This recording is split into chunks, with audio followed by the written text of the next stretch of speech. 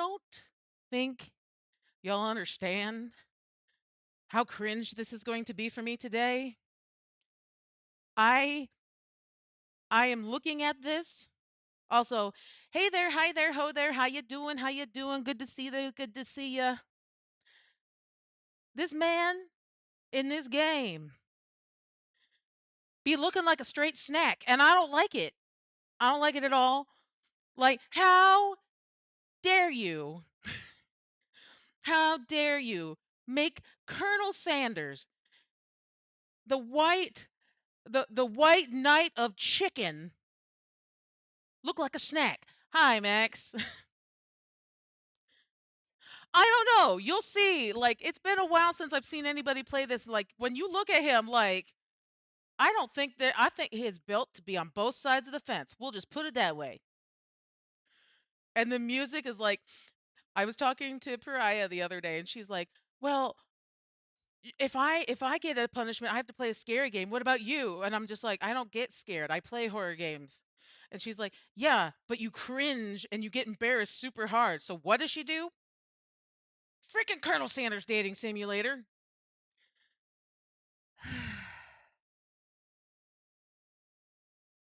Am here. I mean, look at chat. Chat. You have to understand. Look at this absolute snack. Why? Who did this? What anime gaijin turned this man into a snack? Do you hear this music also, by the way? It's like the only thing worse than this music would be like the really dumpy, like the really jumpy, like. So yeah, because of this, and because I'm already cringing, guess what else is on the punishment wheel for this month for game wise? That's rank. Pretty Pony, that weird horse girl game that Max played a while back. That's on there. I cringed just putting it on the list. So yeah, this is from him a frickin' snack, finger licking good. Look at him with his spectacles over there. Look at him. Look.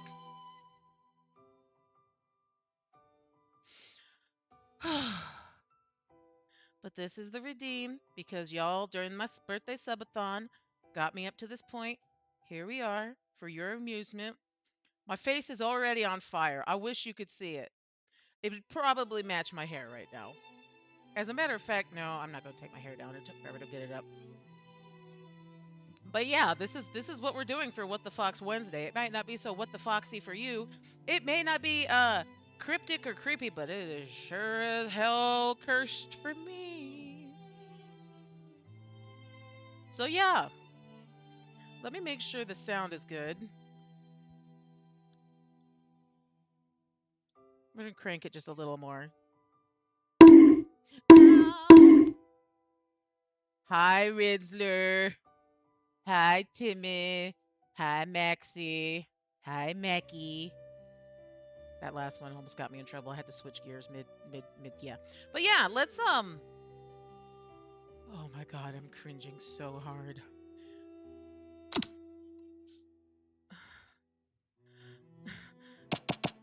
Uh,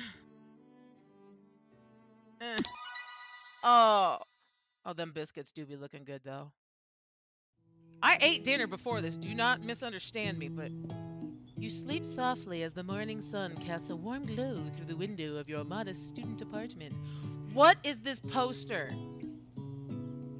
Wait, you can't see my I'm going to be let me cursor capture. What is this?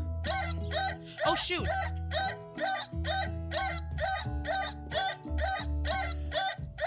Is that our freaking alarm? Chat.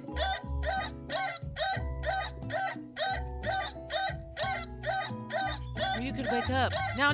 Your first day of culinary school is no time to sleep in. Smack that clock up and autumn, throw the clock out and stay in bed forever. Ooh. Bam. You slept through the school year and gave up on your once-in-a-lifetime opportunity to meet Colonel Sanders. Ta-da! And that was I Love You, Colonel. No, I'm sorry.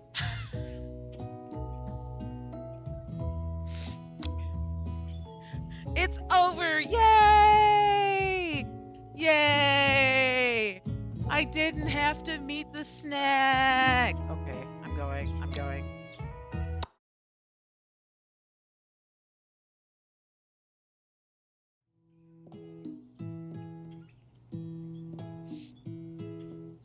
Thanks.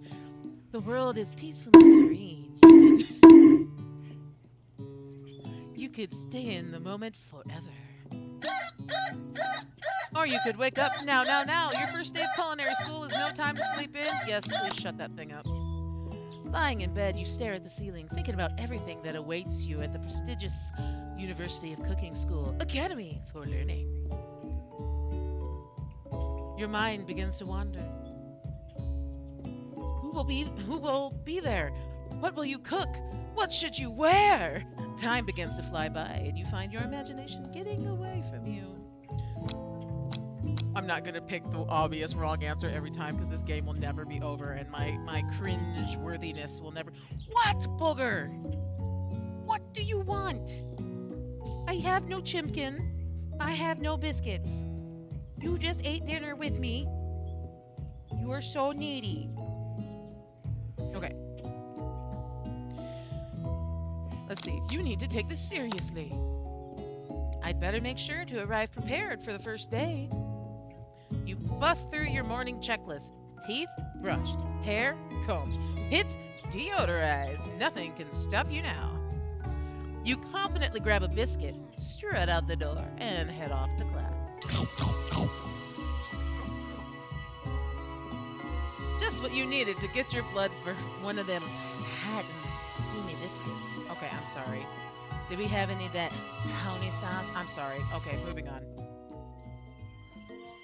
Standing in the quad, you gaze upon the magnificent University of Cooking School Academy for Learning.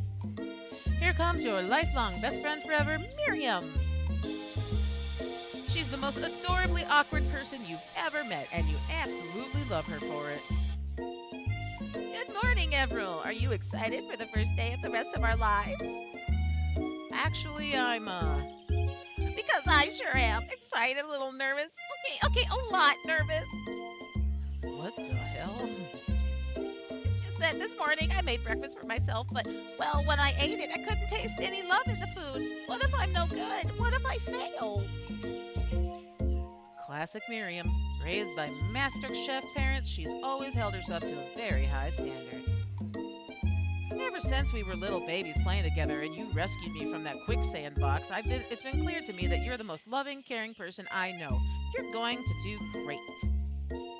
Yeah, friends forever. Friendship is amazing. But with University of Cooking School Academy for Learning's famous 3-day only semester... What? 3-day only semester? I went to the wrong damn college. Famous 3-day only semesters. I'm afraid of being left behind and never catching up. A sweet girl, Miriam had always had a flair for the dramatic. This summer, she got so nervous about her first kiss that she chipped a tooth practicing on a mannequin. Oh.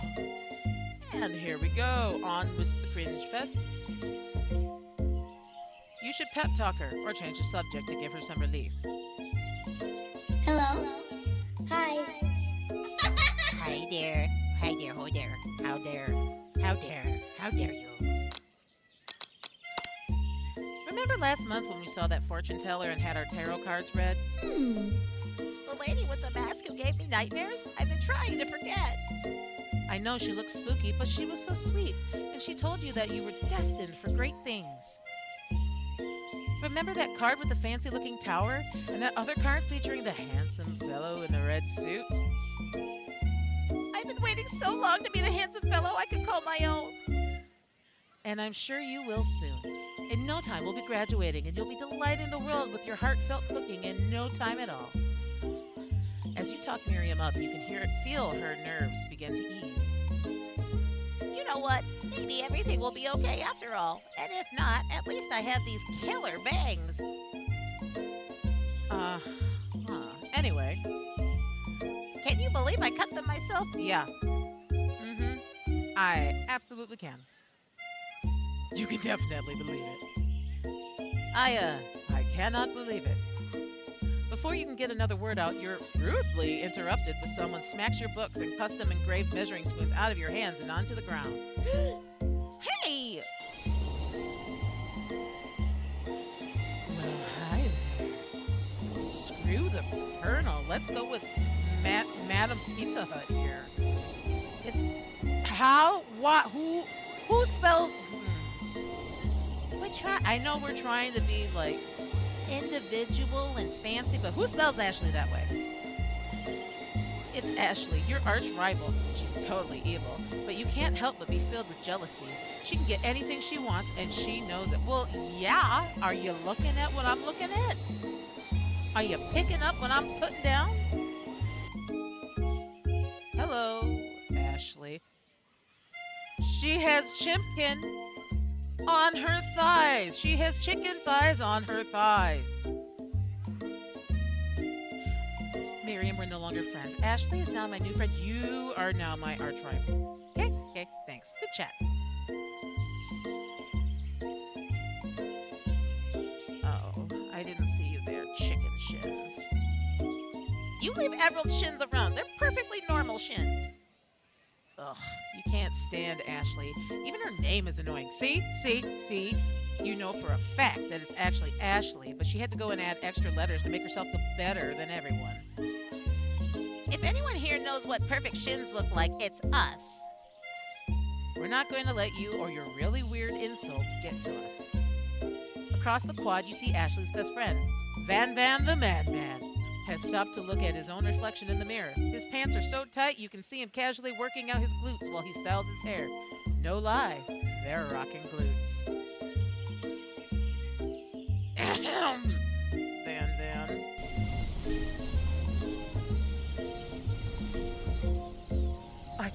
Chat. I can't, chat.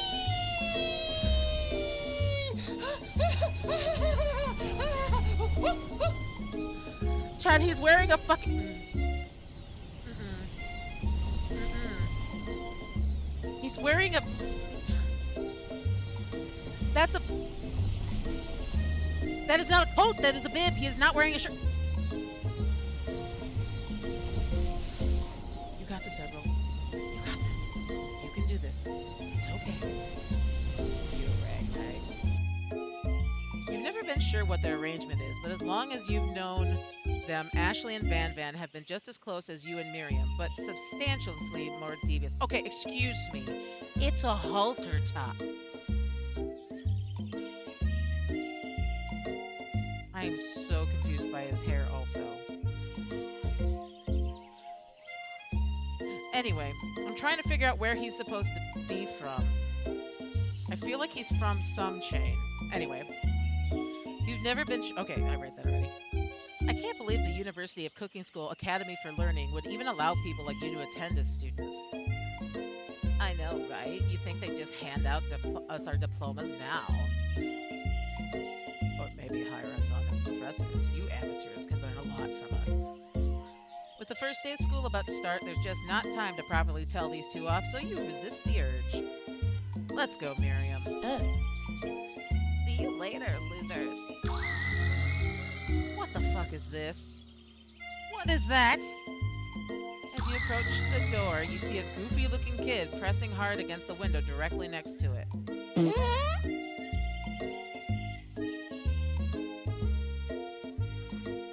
And I immediately hate him.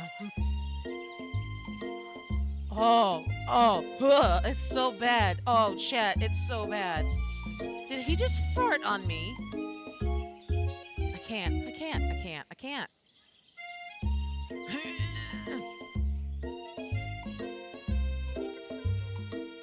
You reach forward and easily pull the door open. That should do the trick. I think you mean thank you. My name is Pop. I was named after Pop. He's old. Could someone like this also be a student at the school? He must be one heck of a chef. Also, his name tag clearly says Bob, but I guess he's reading it upside down. Hi, Hi, Pop. I'm Emerald. So, are you going to make me hold this door all day? No, And with that, the young man walks into the building ahead of you. Aw. is it just me, or is he kind of cute? Oh, it's definitely just you.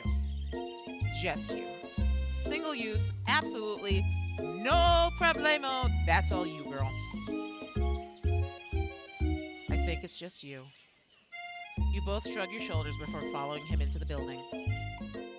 You stand at the edge of the room, unsure where to sit. Other students wander in and keep themselves busy chit chatting.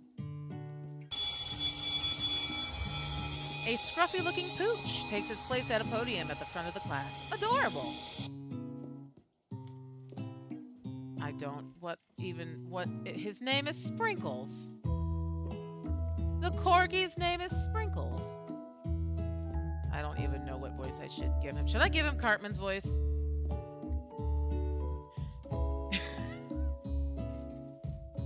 Okay. Now, quiet down, everybody.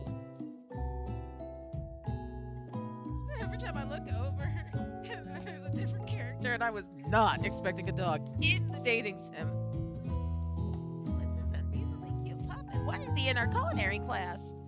You must be Sprinkles, head instructor and CEO of USC All. Thank God they don't make me read that out every single time. Okay, he kind of cute though. Please call me Professor Doug. I'm a cute What? A cute dog is our professor? This is the best school ever. I guess only a dog's nose is capable of picking up all the nuances of fine dining. Out of nowhere, wind begins to rush around as a swirl of cherry blossom petals fill the air inside the classroom. Is it our guy? Nope. I'm chilly. Someone close the window. And then he walks in. Oh, cringe chills. You're immediately swept up in the aura of the new student and his remarkable goatee. Who knew anyone would be so handsome? Time stands still. It's him. He's my favorite student, Harlan. Colonel Sanders interrupts Sprinkles. Sorry, Professor Dog. Before he can finish his sentence. Please, call me Colonel. Colonel Sanders. A hushed murmur rolls through the classroom as Colonel Sanders walks down the aisle of desks. Suddenly, the room is sweltering. Sweat begins to bead across your brow. You feel like everyone is looking at you, and you're not entirely wrong. And this over here must be Sweaty Sweats a lot. Aha! Maybe we should open that window back up before Faucet Pits melts into a puddle and evaporates entirely. Hold on just a second. Nobody talks to my friend like that. You two both know my name. We were in the same kindergarten class. And what is with your really weird insults? Besides, whenever sweats, it's not gross. It's beautiful. Look at that shimmer. You are not helping me, girlfriend. We're not helping.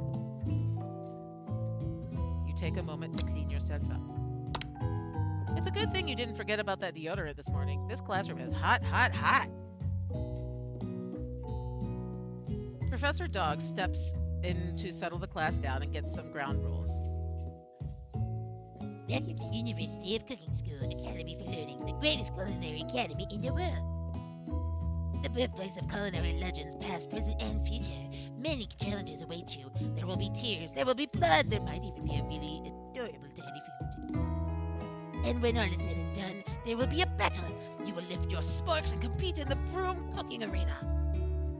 Just then, another student enters this classroom and interrupts the professor's rousing speech. Hi guys, sorry I'm late. Hope everyone had a good summer. I really miss... Clay! Think the class is bad enough, but interrupting my monologue? You're on the fast track out of here, young man. Are you sure you're even in the right place? You don't recognize me? This is my third year in the school with you as my teacher. Everyone stares at him blankly. Does no one remember me? You expelled if you utter my word before I finish. Let that be a lesson to you students of that turdiness is unacceptable. Even Clank made it here on time, rolling halfway across town on his tiny wheel. You turn to see the student Sprinkles is referencing, who appears to be some sort of industrial kitchen appliance. What the hell? The class bursts into laughter. Oh, Clank, you rascal. Sprinkles walks in the classroom as everyone stands in complete obedience. When he gets to you, he lifts his nose into the air and takes a deep sniff. Your diet is lacking. Based on what I'm picking up here, you definitely need a multivitamin. You should be taking better care of yourself. You've never had a talking dog as a teacher before, but Sprinkles' reputation for being smart but tough is well known. You decide to try and butter him up by giving him a treat from your pocket. But what kind? Chimkin snack, rubber ball, or beef treat? Well, this is a Colonel Sanders Chimkin snack. No, not the sniffies. No. You reach beneath your apron and return with a chicken snack in your hand. Sprinkle's eyes go wide as he locks onto it. His favorite. Well, I think there might be some competition for the new star student. The furry professor immediately devours the snack, leaving your hand slick with a coating of worn doggy drool. Ew. You see the other students eyeing you jealously, but pay no mind to them. If they wanted to succeed in life, they should have learned the importance of carrying a range of dog treat flavors on them at all times. Settle down, young chefs. Take your seats and prepare to have your minds open to the amazing possibilities of culinary creation. As everyone rushes to claim their favorite seats, you're left standing at the front of the room. Only two options remain. Hey, Avril, there's still a seat here. It seems that no one has claimed this seat next to me, if you're interested.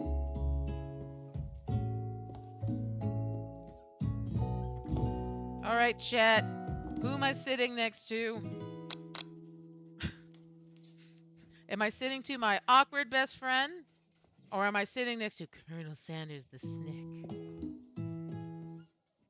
Who am I sitting next to?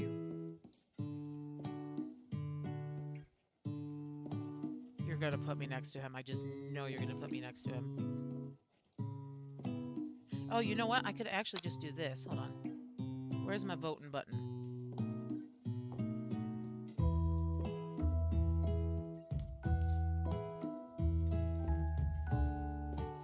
Okay, why is it doing this to me? Stop it. Okay, there we go. Okay, new poll. Who should I sit next to? The Colonel? Or, what was her name? I don't know, best friend. There we go. So we have the poll going.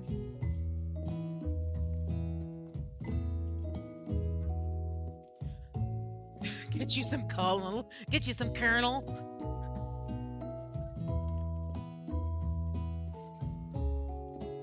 So we're gonna do this here. I wonder, what is this? Okay, settings, hold on. Okay, prioritize. Oh, no. Prioritize quality. We like quality over quantity. Let's turn this down, turn that up. Okay. Resume. Of course you would put me next to this Colonel. But he's kind of weird. What?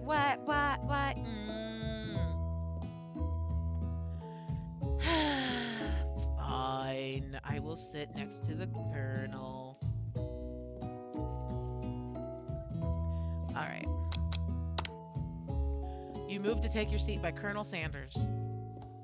It appears he brought no books, pens, or pencils. However, his perfect upright posture shows off a seriousness that makes you confident in his desire to learn. Thanks for offering me the seat. I've only had 2 rules. Do all you can, and do it the best you can. It's the only way you'll ever get that feeling of accomplishing something. Why is him striking a pose? That's so inspiring. A little off topic if you ask me, but okay. As soon as you settled into your seat, the professor makes an announcement. Think fast, it's time for a pop quiz. A quiz about me. This incredibly important and surprisingly short quiz will tell me if you are ready for life at culinary school. Keep your knife sharp and your focus sharper. Here comes question number 1. If train A is traveling to point B and train B is traveling to point A, how important is it to wash your hands before cooking? Extremely. I'm looking at you, Pop. That's right. Forest is to tree as chicken is to... Feather? That's right. What is the most efficient eating utensil ever created? Comically oversized meat dinner. A spoon. That's right. What food is best for a broken heart? Camel meat? Does that say camel meat? Anything as long as it's prepared with love and not too much salt. A pancake that looks like a silly face. That's right. Is Sprinkles a good boy? Yes, no, he's a talking dog that teaches culinary school. He is the best boy. I know which one Max wants me to pick. I might even know what his second pick is. But part of me wants to see if I can set him off.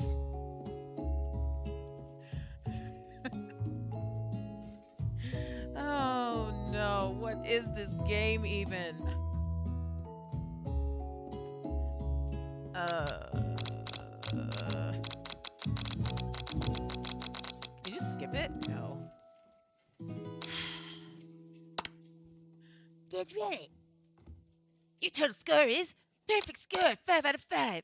Well, be honest, did you cheat? You looked up to see that Colonel Sanders has been watching your score. He's impressed.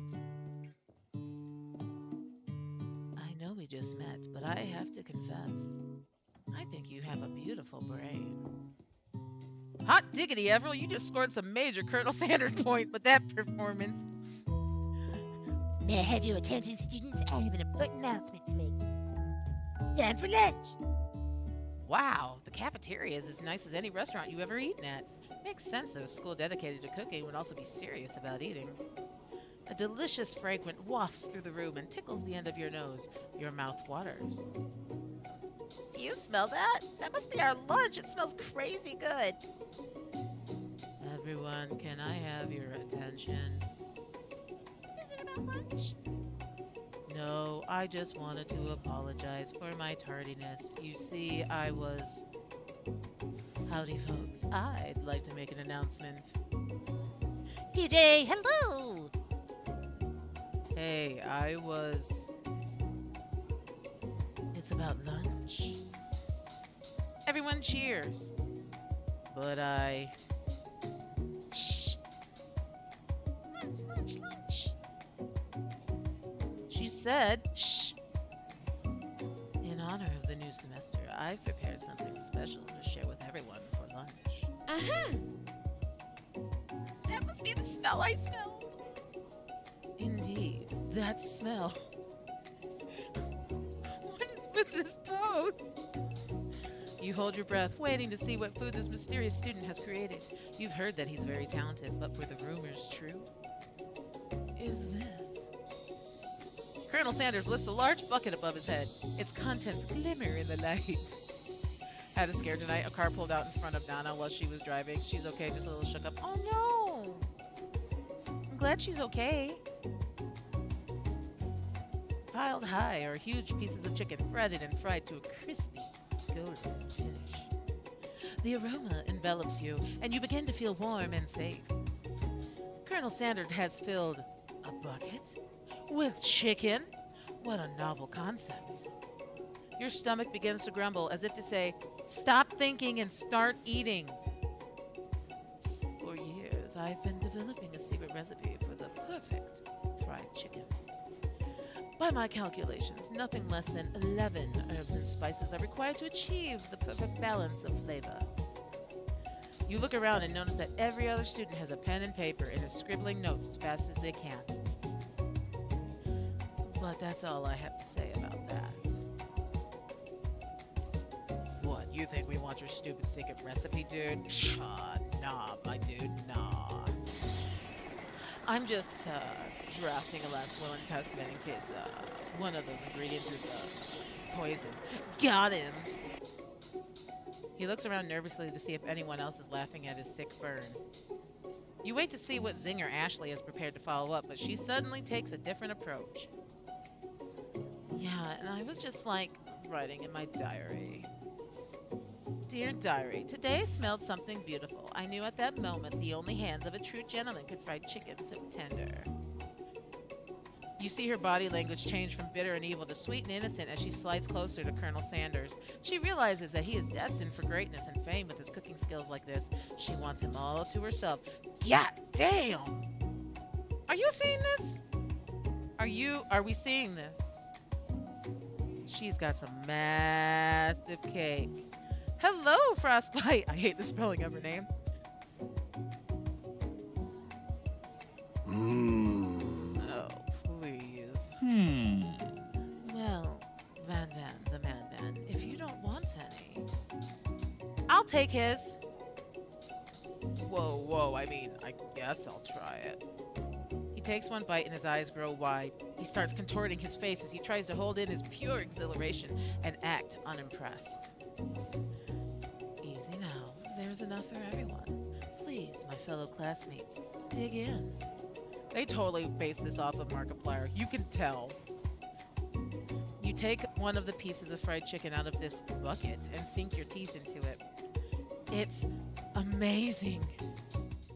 Tasting Colonel Sanders' food transports you to another dimension. Alone with your taste buds, gripping a drumstick in your hand, you float weightlessly. Focus your mind and meditate on this moment. Try and identify every flavor. Savor the moment and everything that it tells you about Colonel Sanders' culinary heart. Swim towards the light. This is my punishment game. This is I Love You, Colonel Sanders, where it's a dating sim for Colonel Sanders because it's cringe. Because I'm a horror streamer and I don't like get scared or things and but I cringe and get embarrassed really hard. My face is on fire right now. I don't know why.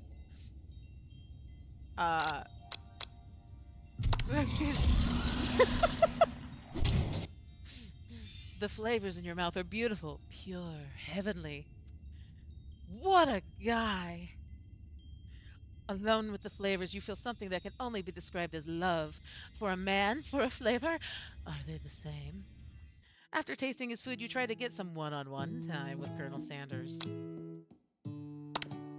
Colonel Sanders smiles ever so softly as you approach. He stops what he's doing and allows you to break the silence. Colonel, I wondered if I could talk to you for a second. Anything for a fellow chef. What exactly was on that chicken? How bold to come out and ask. What the fuck? He has a chicken cane? The man has a chicken cane.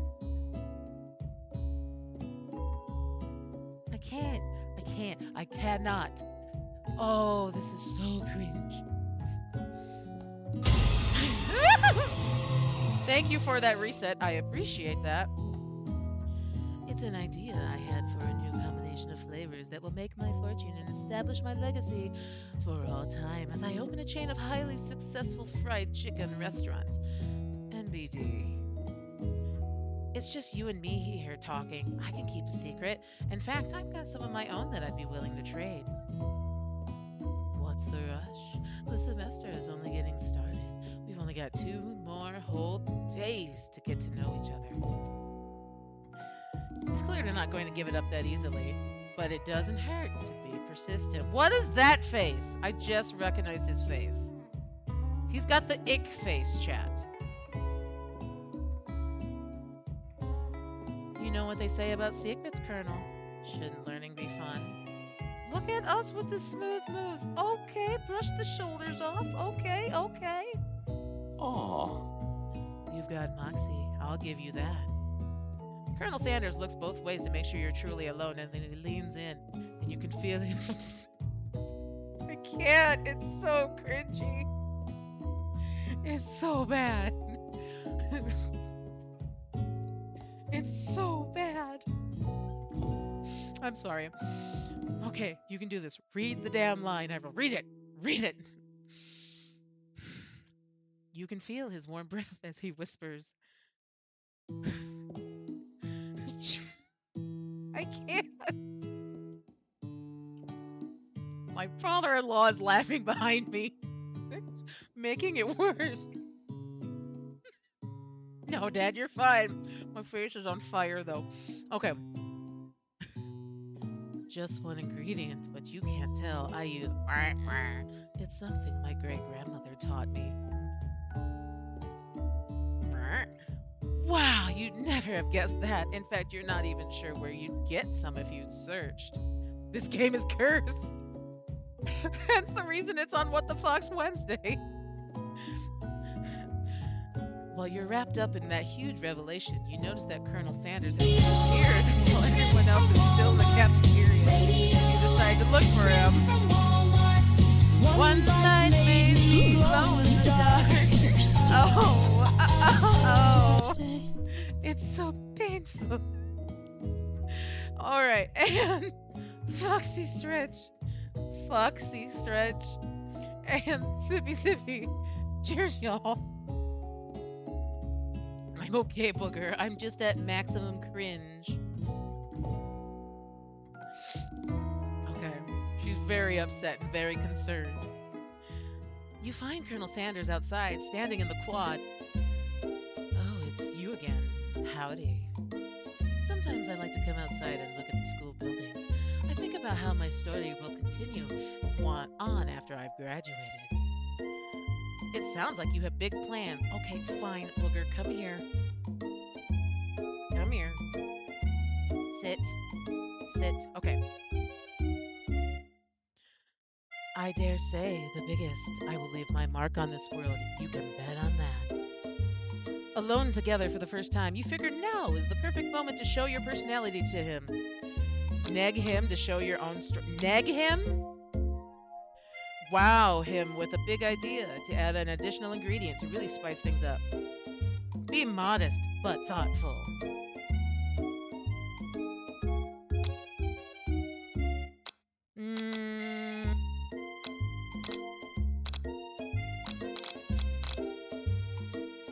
Yes, it's cursed. It's so cursed.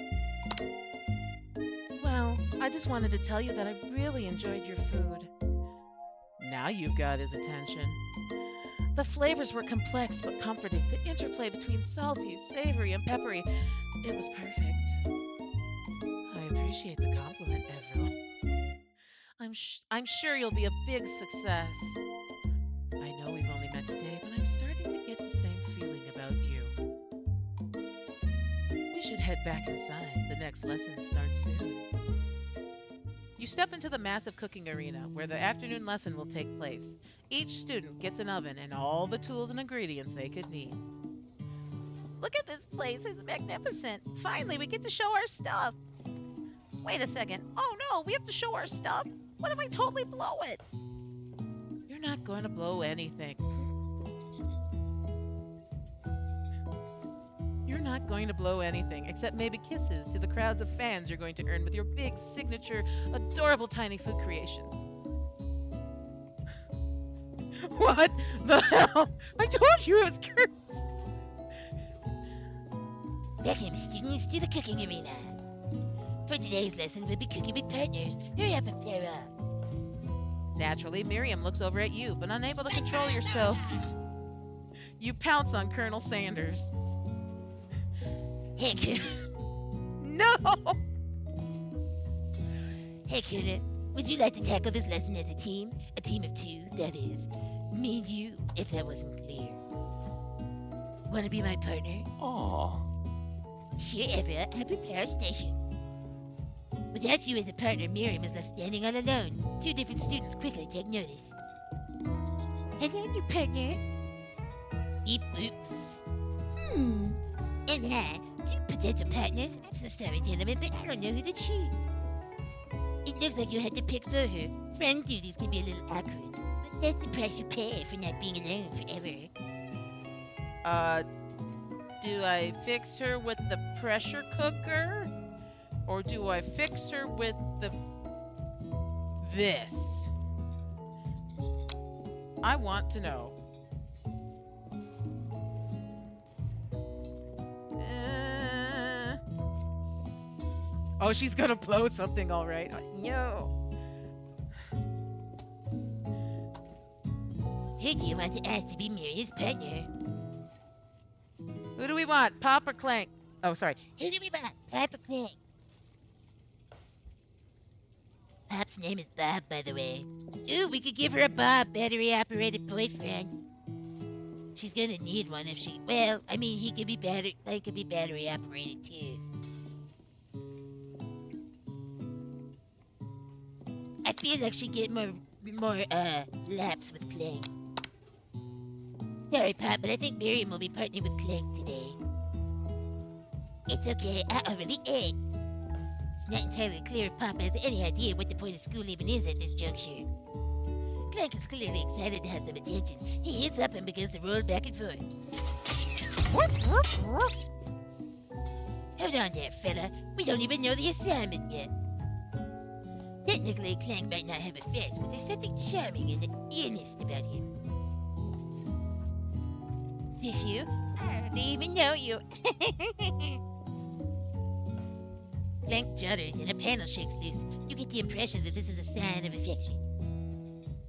Looks like you two will be just fine. Now it's time to focus on your own cooking classwork. Alright, you two, for today's lesson, we're going to keep it simple. Take a basic dish to right up the steps. No chef is an island. It takes 2 flints to make a fire. You get the idea. Which dish do you decide? What was that sentence even? Which dish do you suggest your partner, Colonel Sanders? Steak tartare seems easy enough. It's fancy. You don't even need to cook it. Using octopus will blow Colonel Sanders' mind. Your grandmother's mashed potatoes and gravy. We just want him to mash up potatoes and get his gravy. Oh my god, I apologize. That was so bad. Oh, I just made myself cringe.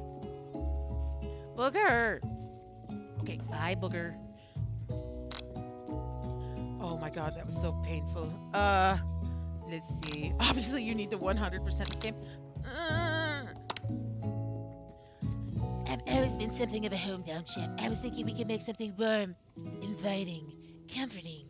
Maybe mashed potatoes. And gravy! I couldn't imagine one without the other. Colonel Sanders casts a coy look at you, causing your whole face to go beet red. Embarrassed, you quickly turn away. Oh my god, doing this as Cartman is even worse. It's so bad.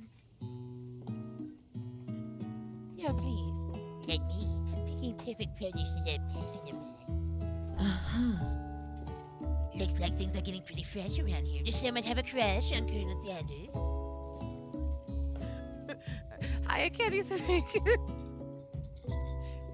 We're just cookie partners. Mind your own business.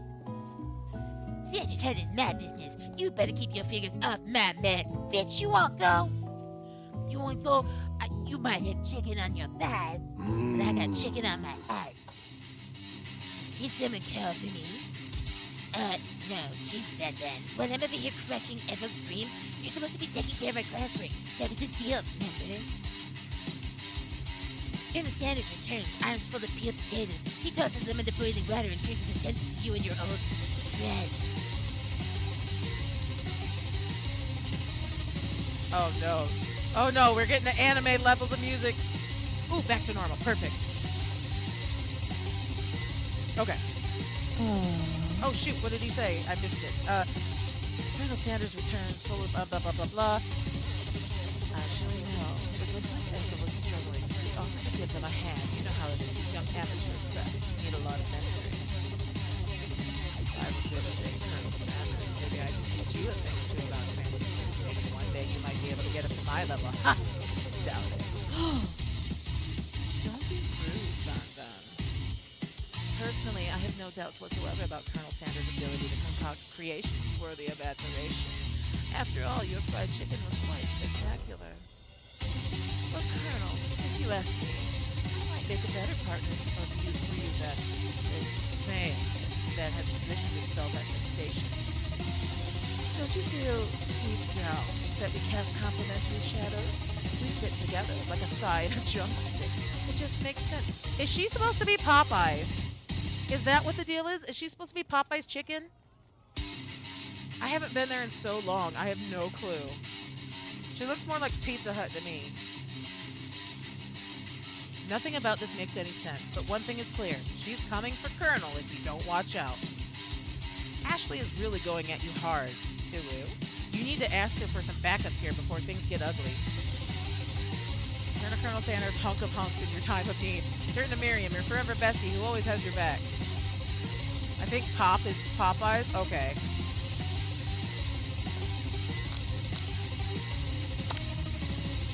I'm here to learn and to express myself via my cuisine, not bicker with prima donnas. Partners were chosen at the beginning of a class, so let's all respect the format, okay? You turn to Colonel Sanders to confirm that you're on the same page. I chose Colonel Sanders, and Colonel Sanders chose me. Isn't that right? A businessman respects... A businessman respects all fair agreements, from contracts to handshakes. I took on Everett as my partner for this activity, and I stand by it. Get wrecked, witch! Based on your team's behavior, I'd say you're perfect for each other. Neither of you has Everett's natural talent or their loyalty. Ooh, sick burn, Colonel. Being defended by Colonel Sanders leaves you feeling proud and full of potential. You look for Sprinkles in hopes that he might step in, but he is nowhere to be found. Darn those cute corgis and their short but sturdy stature. You look down at your station and realize that, in the tension of the moment, your hands have been cooking on autopilot. Distracted by the drama, you've already crushed the boiled potatoes into a perfectly creamy mashed texture, with plenty of butter and cream for flavor. It's as if your natural passion guided you through the steps you know so well while your attention was elsewhere. I know just what to do. Colonel Sanders extends his hand. He's holding a beautiful white porcelain gravy pot, out of which pours a smooth brown gravy, smothering your nearly finished potato dish. Oh my god, this is so stupid. Okay. Gravy flows down the mound of mashed potatoes. The results look spectacular. Granny would be very proud.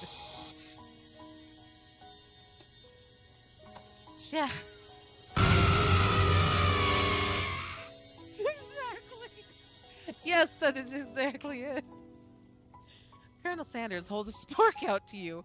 You reach out and grab hold of it, but he doesn't immediately let go. The two of you stand holding the same spork, and for that small moment, all of the madness and pressure in this crazy world stops. Your eyes lock. The moment is electric. Time stands still. Oh. If you love something, set it free.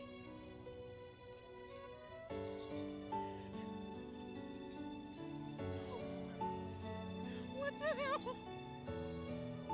What the hell is this? I'm going to die of laughter. It's so cringy. Okay, I'm sorry. Professional streamer. Okay. Together, you dig the utensil into the mashed potatoes and lift a heaping sporkful up. When you see Ashley with a sinister look, you know she's plotting against you to be with Colonel Sanders. And then, filled with rage, without thinking, you fling the sporkful of mashed potatoes right into Ashley's stupid, beautiful face. Van Van, do something! Scooping up a fingerful, Van Van tastes the dripping mashed potatoes and gravy and realizes that it's delicious. Horrified by his revelation, he slinks away. Will he ever be able to cook something with so much love and integrity? Hold on there, Edna. We do not waste food in the broom cooking arena. Colonel Sanders, I expect better from you. If you throw one more spoonful, you both better be prepared to eat it from wherever it lands. Oh, you don't say. Can I have potatoes, please? Van Van rushes back over, a covered dish in his hand. Mashed potatoes and gravy. Pathetic.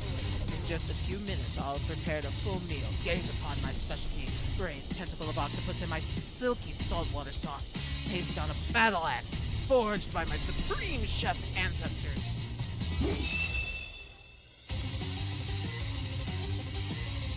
You've ignored me for too long.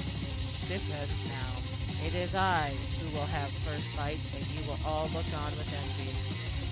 The interrupting student rushes at Van Van and swipes a bite off right off the plate. Yeah. That thing about this dish doesn't strike my nose quite right. I think the octopus was rushed and may have been turned in the process. The results could be toxic. Too late. It's been eaten. I think I left something in the oven. I don't feel so good. It killed him! What the hell? You wish to poop my snoot? Go ahead, poop the snoot. Cat, thank you for the poopy snooty. This is so bad. This is so bad, chat. Oh my god, I can't. She's too distracted by the cringe. The cringe is so hard. Everyone step back. Don't take another bite. When you look back at the plate, the rest of it is gone. You notice the tip of the tentacle being slurped up into Pop's mouth. Pop winces in pain for just a moment, then is almost immediately back to his oblivious self. Oopsie! Tastes like poison. The entire class is gathered to watch Pop's final moments. Shock has frozen the whole crowd, and they are as motionless as the statues. The class bell rings, disrupting the moment and snapping everyone back to reality. It would appear that Pop's enthusiasm for trying new things, despite obvious danger, has inoculated him against poisons of all kinds. I'm not sure the professors here make enough money. Hello? I just turned into a ghost over here. Seeing that you're shaken up by that really annoying student and all his nonsense, Colonel Sanders approaches you. I'm sorry you had to go through that. Please, let me walk you home. Ah, it's so bad. What? Like for real? Oh, come on. You follow Colonel Sandals out of the room. At night, the school building has taken on another vibe entirely. It's dark and more than a little spooky. I am a horror streamer, so playing scary, creepy, bloody, gutty, gory, horrible, mind-bending things doesn't work on me. This shit works on me. I told you when I was earlier, when we had a you cringe, you lose thing, like, yeah, this is bad. This is really bad. Colonel Sanders stands in the quad's neon glow and speaks softly. Those mashed potatoes you made in class today. Before you go on, I want you to know they're not a great representation of my skills. I didn't even realize I was making them. They were amazing. Tasting them, it reminded me why I became so passionate about food to begin with. Is he crying? Is my man crying? Colonel Sanders is getting choked up. Cooking is obviously important to him in a way that you find inspiring. Now might be the perfect time to tell him you're developing feelings for him.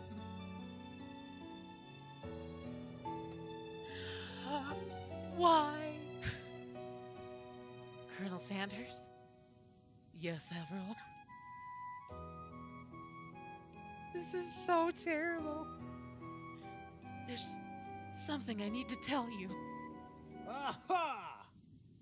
Hold it right there. There's something I need to tell you first. Oh, jeez. You see, when I was just a boy, I had a dream that one day I would be the greatest chef the world has ever seen. And every day since, I have been working towards that dream, day and night, never stopping, never resting, also lifting a lot of weights, like so many weights. Come on, everyone, confess to Colonel Daddy. No. We should follow our dreams with all of our hearts. That our souls might grant them the wishes floating on a shooting star. I need to get I need to get my I need to get my VTuber rigged because I can't not with the hand gestures. It's so bad, chat. Okay. Ugh. Hey, no, you shut up.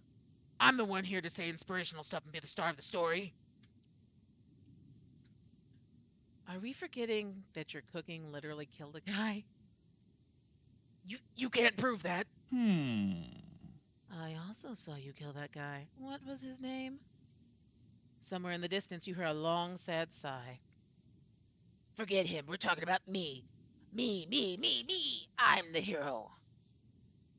Does his hair keep getting an erection, or is it just me? What the hell is that? What is this? Chat, what is this? What? Its teeth are sporks. Chat. Chat.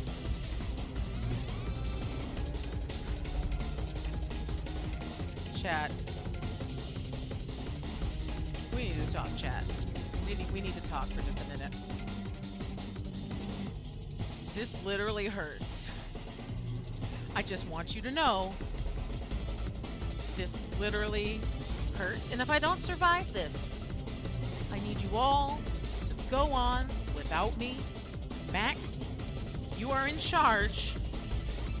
You are in charge. In the event that I do not make it through this What the Fox Wednesday stream. Okay. Back to our normally scheduled content. I will go back to my normal size. All right.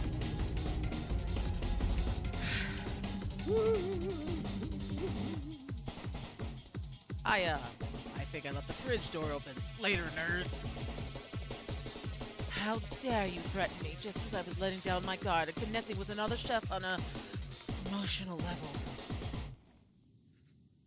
Be afraid. Be very afraid of me because I'm a monster, see? Is he rhyming on purpose, or is that just a coincidence? But before you can discuss syntax any further, it's a turn-based fight sim. What? It's a what and a what? This is a dating sim, not a battle base. Also, did you just cheese me? How rude. How dare you? How very dare you? Okay. What will you do? Are we fighting as Colonel Sanders now? Attack!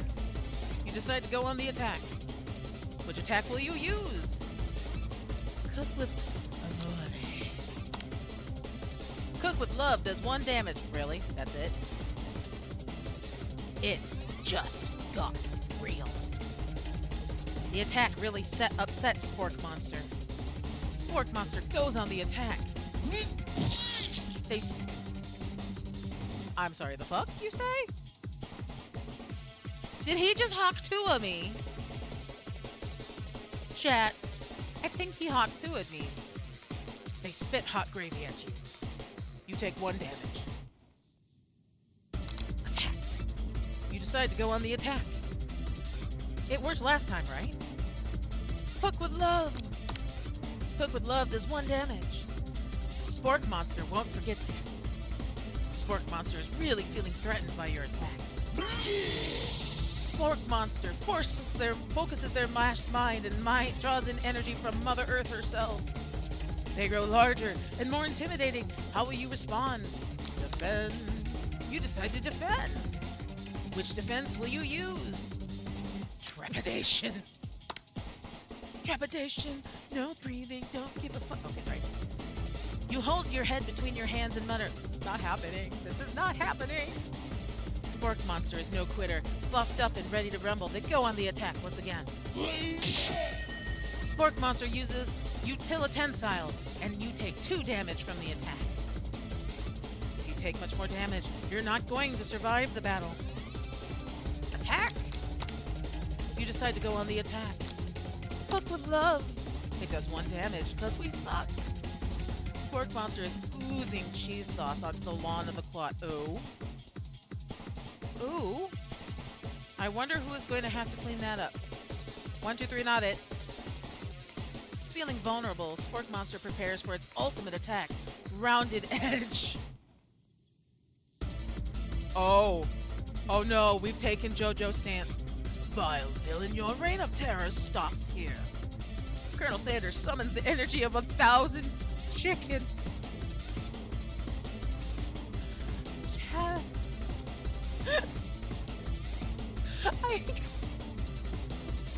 Chad. This is the stupidest thing I've ever done in my life. It's so bad. He summons the most terrifying thing on the planet, 1,000 chickens. Oh shit. We're popping out of our uniform. Hot Pie Power Pinch. Hot Pie Power Pinch does 10 damage. Spork Monster is defeated.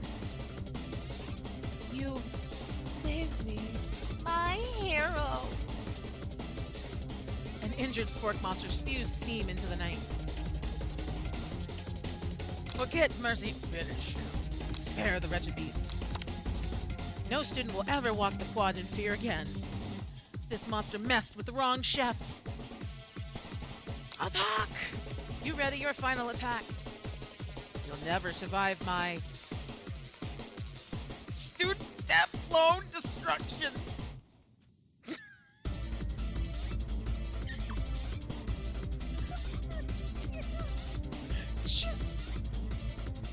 Oh my god.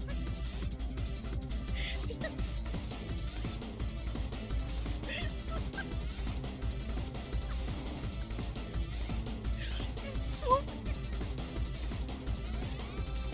it's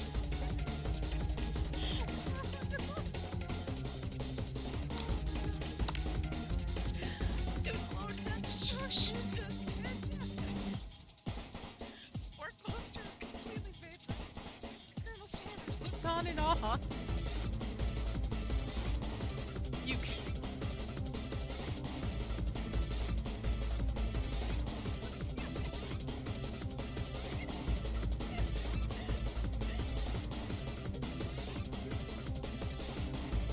I can't. Okay, let me grab a drink of water. I can't stop laughing.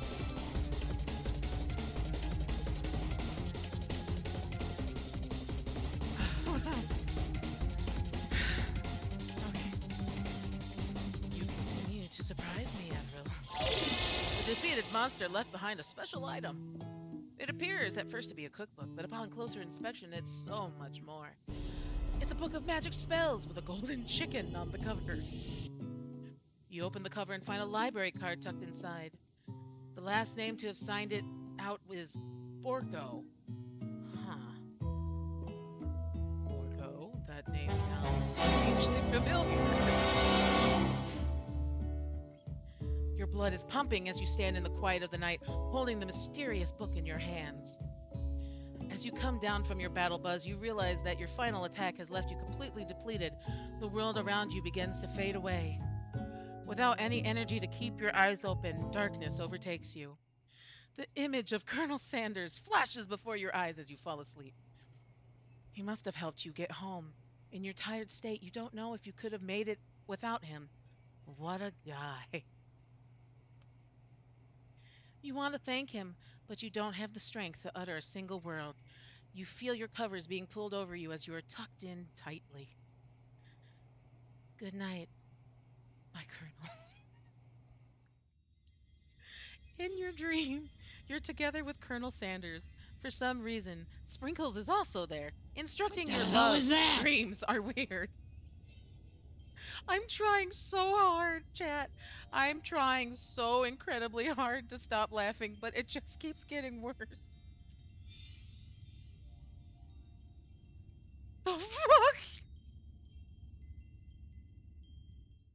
You awake on day 2 and attempt to process the wild visions you had. Were they memories or premonitions? And then there was that secret ingredient that Colonel Sanders went ahead and told you outright. Not much of a secret, huh? It's probably just because he already trusts you so much. Sure, that makes sense. We'll go with that.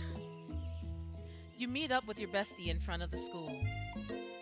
Before you can tell her about your encounter with the spork monster, she launches into a story of her own.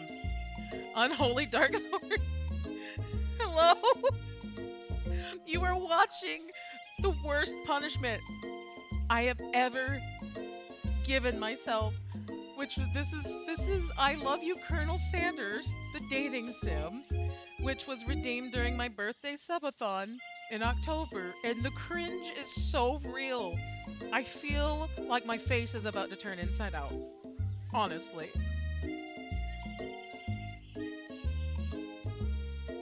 Okay, I know this might sound a little strange, but I think I might be, I think I might like Clay. Like him? Like? I know it sounds like it's moving too fast, but there's something about him. I like him. Like him. We got to talking after class, and he's actually a totally sweet guy. Not that only that, but he's really smart. He told me all kinds of stories about Colonel Sanders. Did you know that Colonel Sanders was the most popular kid in his high school? No, but that does make complete sense. Yeah, but he was so popular that he was voted prom king in a school he didn't even go to, and it was also the convertible that he himself rode in at the front of the homecoming parade. I'm thinking maybe something got lost in the pressure cooker language translation there. Either way, maybe it'd be best if you took it slow with this new boy, like I am with Colonel Sanders.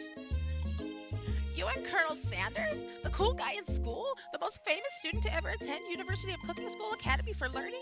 You're a thing now? We definitely connected yesterday. You sure did. You're great. Why wouldn't he be into you, I guess? Laughing at the implication that you and Colonel Sanders might be a thing is definitely not cool. You are great. You have an idea about how to prove that your love is real. Well, if he's not into me, why did he tell me one of his secret ingredients? Your bestie's eyes light up. A secret ingredient? Yeah, I just said that. A secret ingredient. Is there a dramatic echo in here? Miriam checks to make sure you're alone before continuing. So this summer, while I was on vacation with my family, a lovely man approached me in this botanical garden where I was wandering. This can't be good. He told me all about his passion for spices, secret spices. The man even gave me some to show me what he meant. He said it was a powder created from super duper rare dried flower petals, and that if I did him a big favor, he could have some of my own. Please, Miriam, don't tell me. So I filled my suitcase with them and brought them home. He was so nice, he even met me at the gate when I arrived. Later, when I cooked with them, a very strange feeling came over me, and the flavor was unlike anything I'd ever tasted. I think you're being very liberal with the meaning of spices here.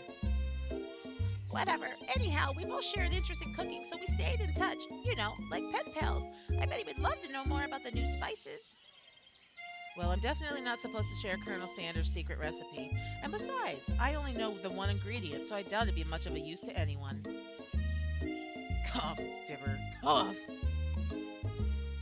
Please, please, please. It would mean the world to me. No one has to know it came from you or from Colonel Sanders. Oh my god, you want to talk about cringe? I changed my channel name to UTN to remind me of my cringy name. Oh no! But the @ won't let you. Oh no! What do you think? Should you protect Colonel Sanders' secret or share it with your bestie? Make up a fake ingredient. Trust no one with my Sanders. You quickly think of a fake ingredient name. I don't know. How about...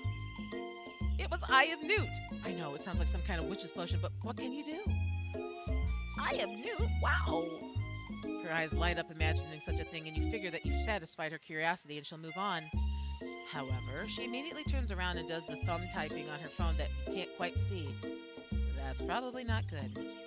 Before you can ask her to confirm that she's definitely not texting secrets to other people, you're interrupted. A wind rushes in. Oh no, here he comes again. Cherry blossom petals fill the air. What the actual fuck am I looking at? Is he on a horse? With chickens? On the saddle? It's Colonel Sanders. He's arriving at school. Stand back and admire his majestic glory. Run to him. I'm kind of upset it wasn't a white horse. I mean, I get it, it would clash with his uniform, but like, come on. Come on. Oh, what the hell am I even doing? This is so bad. Yo, why is he low-key hot? I know! He's a legitimate chicken snack. He's a snack. He's a literal snack. He's finger licking good. And I don't like it because, no. Colonel Sanders is like older than shit and dead on top of it. And they animatified him into this. Stand back and admire his glory. Colonel Sanders' horse is truly a thing of beauty. Without ever acknowledging that he's being watched, he does a short horse dance? A short horse dance. What the fuck is a short horse dance? Did he like make the horse dance? Like, is that what he did? Or did he do... Oh. Okay, sorry, moving on. He does a short horse dance before dismounting with a flourish. He then slaps the beautiful creature gently on its rear, sending it running free into the countryside. Bet you wish you were that horse now, huh? No, just kidding. You are so struck by the sight of him that you lose the ability to speak coherently. Oh, I didn't realize anyone was watching. Don't worry, he knows his way home. You attempt to compliment Colonel Sanders, but the words don't come out exactly right. What a horseful beaut you have. I mean, what a horseful beaut you have. Dang it, that's what I just said. Being a good friend, Miriam attempts to cover for you. Oh, Avril just gets really nervous around people they like. What? That's not helping. I mean, they've got food poisoning and we're up all night. It was gruesome. You should have seen it. She gives you a wink and a smile as if to say, situation handled. Can't blame a girl for trying.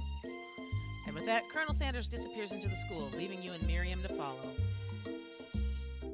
When you enter the classroom, you can see your two rivals, Ashley and Van Van, are doing something bad. But by the way they're hiding, you know it must be really bad. Like counterfeiting recipes bad, experimenting with restricted ingredients bad, summoning a demon bad? You try and get a peek over Van Van's hulking shoulder, but he sees you coming. Whoa there, little one. I'm not sure you're ready to handle this. Why don't you make like a bee and mind your own wax, honey? Tell him to stop acting immature, act like you're not interested in him, but really try to get a closer look. You immediately dress the rivals down for their immature behavior. Culinary school is to be respected. The kind of nonsense is a waste of everyone's time. Now you've upset them. Oh, and you're the emperor of cooking, are you? You make the rules? I'm not sure you know a good meal if it ain't you. Being the best chef in the world takes more than just culinary skills. It takes creativity. It takes panache. And it doesn't hurt to use a little touch of evil. You finally get a good look at it, at what it is they're hiding, and you instantly recognize it. It's a book, just like the one you found after your encounter with the spork monster. Just remember, wait, don't take this wrong, but my brain won't let it go. But if anything, it's more finger-licking good than the Colonel or his chicken. It's a beauty, he was a cutie. How not to flirt, but definitely sound like it. I'm gonna go and stand in the corner now. Nice. That's the same book that I found last night in the quad. Ashley immediately elbows Van Van, who hides the book behind his back. I don't know what you're talking about. The book is a family heirloom, and its contents are secret. You notice that they haven't just been studying the book. They've got Pop pinned to the wall, and they're tossing potato skins at him as he tries to catch them in his mouth. We're playing. Before you can dig in any further, you're interrupted by the arrival of more students. It's almost time for class. Plank must be running late. He's in such a hurry that he rolls right over Van Van's meaty foot. Hey, watch it. Fuck the bolts. You watch how you talk to him. He didn't do anything. Bzz, wonk. Oh, you made the pressure cooker mad. God, what is that look on Van Van? Oh, so cringe. Ugh. Who do you think you're talking to? I've never heard such language, not even from a stand mixer. Womp womp. Chicken Namacon. I like that. It's the Chicken Namacon. No, your mother was a stand mixer. Van Van jumps to attack Clank, but Clank shocks Van Van, sending him flying across the room. Protect me, Colonel Sanders. These crazed men are about to come to blows. I think it must be over me, but I'm not interested in either one of them. Ashley's tone has completely changed in an instant. She bats her eyelashes at Colonel Sanders. Surely he must know that this is a ruse, right? Gentlemen, get a hold of yourselves. Save it for the arena at least. Or don't. Honestly, what do I care? I've got lofty career aspirations to focus on. Maybe I can help you with your business plan. Just then, Sprinkles arrives to signal the true start of the class day. He's panting, which doesn't seem that abnormal. He's a professor, but he's also a dog. Students. Oh, Students, please take your seat. I apologize for my late arrival. I spent the morning chasing a car all around town, and my tiny legs are very, very tired. But I'm here now, and I hope you're ready to learn. rub his furry dog belly. What's it? After he catches his breath, Sprinkles regains control of the classroom. Without further ado, we'll review the global history of my favorite fowl, the chicken. You want to pay attention to the lesson. Truly, you do. Which is why in 1776, at the signing of the Declaration of Independence, it was a chicken who first signed their name. But you can't help but daydream about Colonel Sanders, and you miss most of the important parts. When you come to, Sprinkles is holding a tray of food in front of you. Well, Evril? Naturally, this appears to be you on a sample platter. Which item do you want to sample?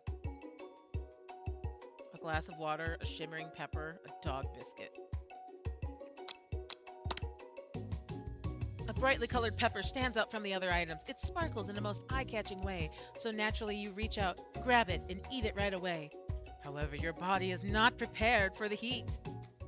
The pepper has triggered an intense spice hallucination. It feels like forever as you trip through the universe. My friend. This guy again. I'm here to give you an important message. Ooh. You must avenge my death and fulfill your destiny. All you must do is... as I was saying, to fulfill your destiny, all you must do is... Sorry, I think I've still got some spice stuck in my throat. It's fine. I'll work through. To fulfill the prophecy, you feel yourself begin to regain consciousness. Oh, man. You come to and find everyone staring at you. That pepper was the last of its kind on Earth, and now it's gone forever. You think to yourself, geez, I should pay attention better. Really? Really, chat? Really? We all make mistakes. I'm sure he'll forgive you someday. Come on, it's time for lunch. Before anyone can relax, the cafeteria lights dim, and your rivals enter to make a dramatic announcement. Today's lunch will be prepared via time competitive cook-off. The level of theatrics with these two is off the charts. Thank you for the lyric, Tyler. Let's see. Demand they stop wasting every time. Step up and tell them, you're on! A bit of lunchtime competition, eh? Count me in. If I have to wipe the tables with you fools before I set my lunch down on it, so be it. I'm not the fool, you're the fool. Pity the fool. Good one, Van Van. I like your gumption, Everil. I'll be watching your performance. Just as things reach a boiling point, Sprinkles steps in. Surely he'll put a stop to this madness. Now, students, please settle down. This is a lunchroom, not a sports inquiry. Finally, a little sense. You breathe a sigh of relief. At least not until we turn on the timer. Just then, a huge light blasted you in the face, flashing the words, "Timer ready." That's what I'm talking about. Oh my god, I can't believe I just did that. I stand corrected. The hard way. What way? Colonel Sanders. My goodness. Sorry. The hard way builds solidly a foundation of confidence that cannot be swept away. And that's an original quote by me, in case anyone was wondering. I hope it's a message lifts you into victory. Like a diamond, I was formed under pressure, and now is my chance to shine. I will defeat you myself. You had his chicken, and you made mashed potatoes and gravy on day one, and you're feeling like you could really impress him again here. It's time to boil some water for the potatoes. We're making it again. Think fast. If the timer runs down, you'll be forced to pick randomly. It always boils 100 seconds before you turn the heat on.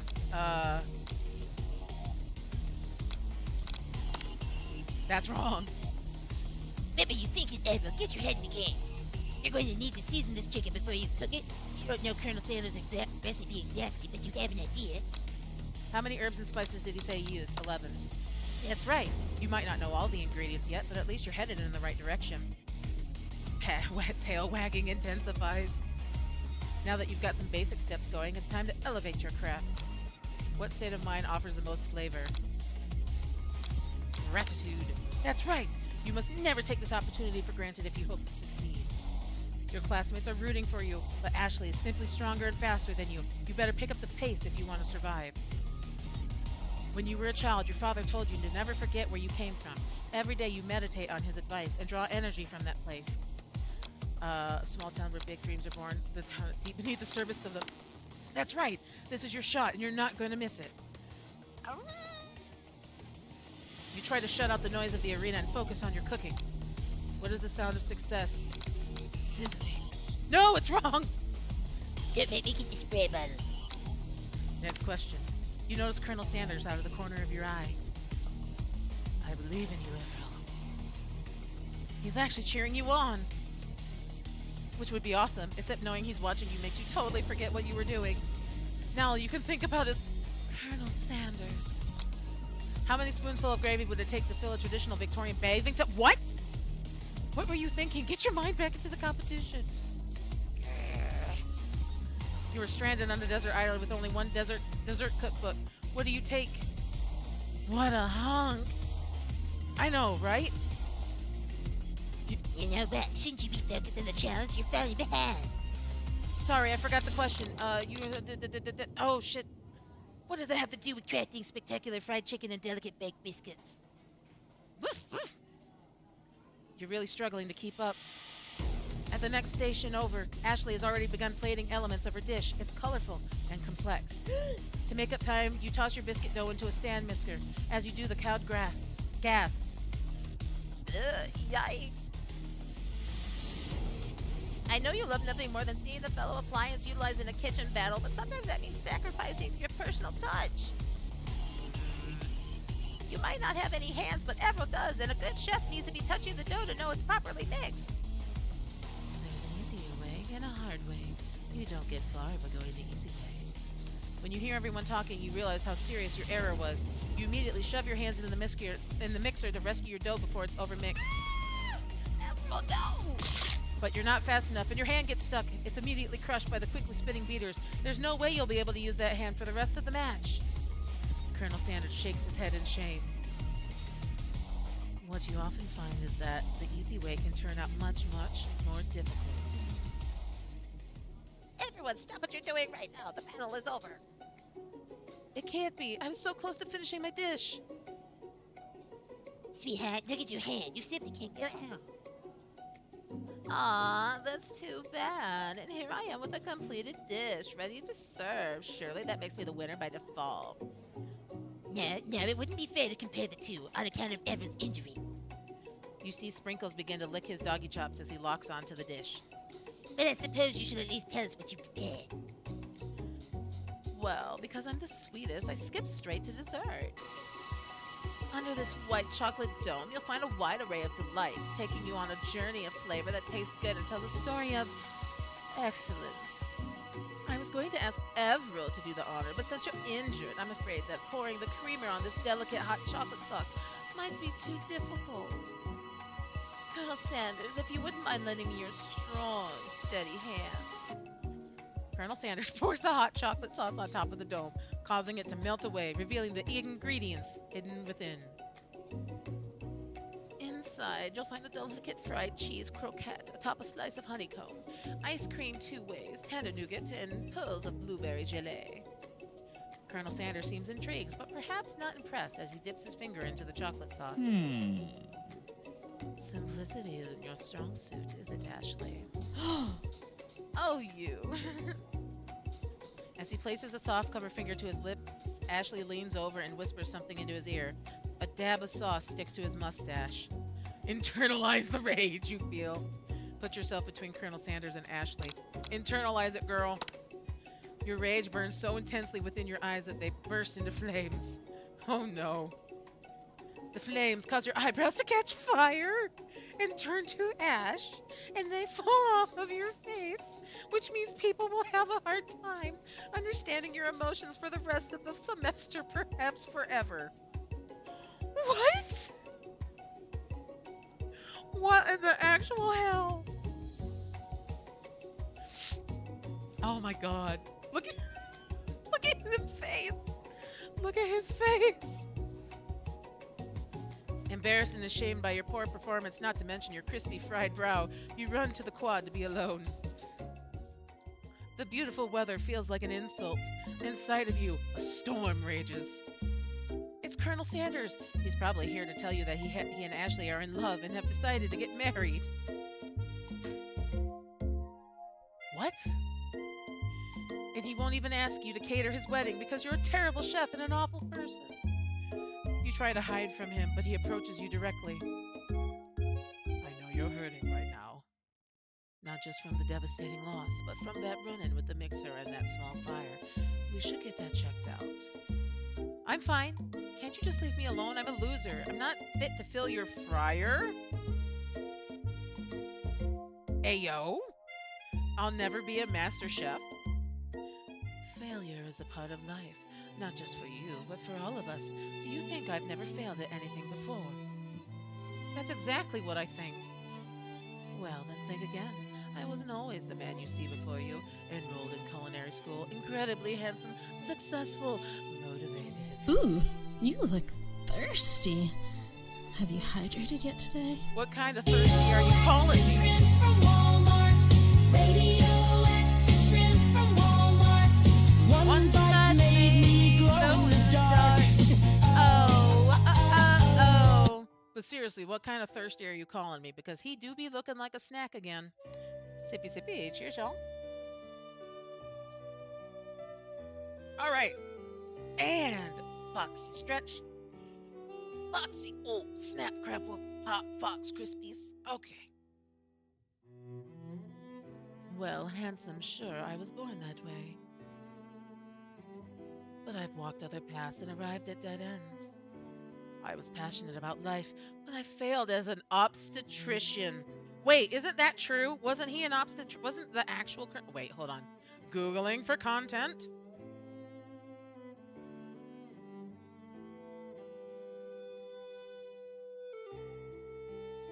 No, that's a lie. That was a straight lie. He was a senator, though. What? He was a senator? Oh, wait, he was an amateur obstetrician. Sanders helped deliver babies during the Great Depression while working in the backwoods of Corbin, Kentucky? He delivered the babies because there was no one else to do it at the time. The more you know, I suppose.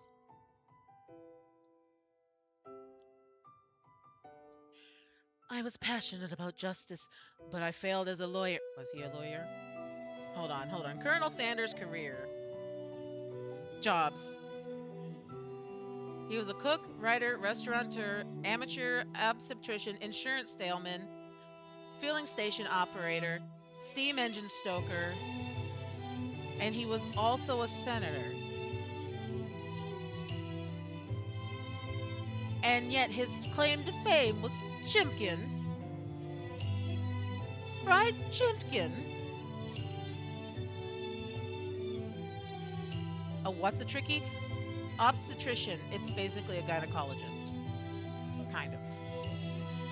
Um, I was passionate about livestock, but I even failed as a mule handler. That one was especially humiliating. Mules can be so cruel.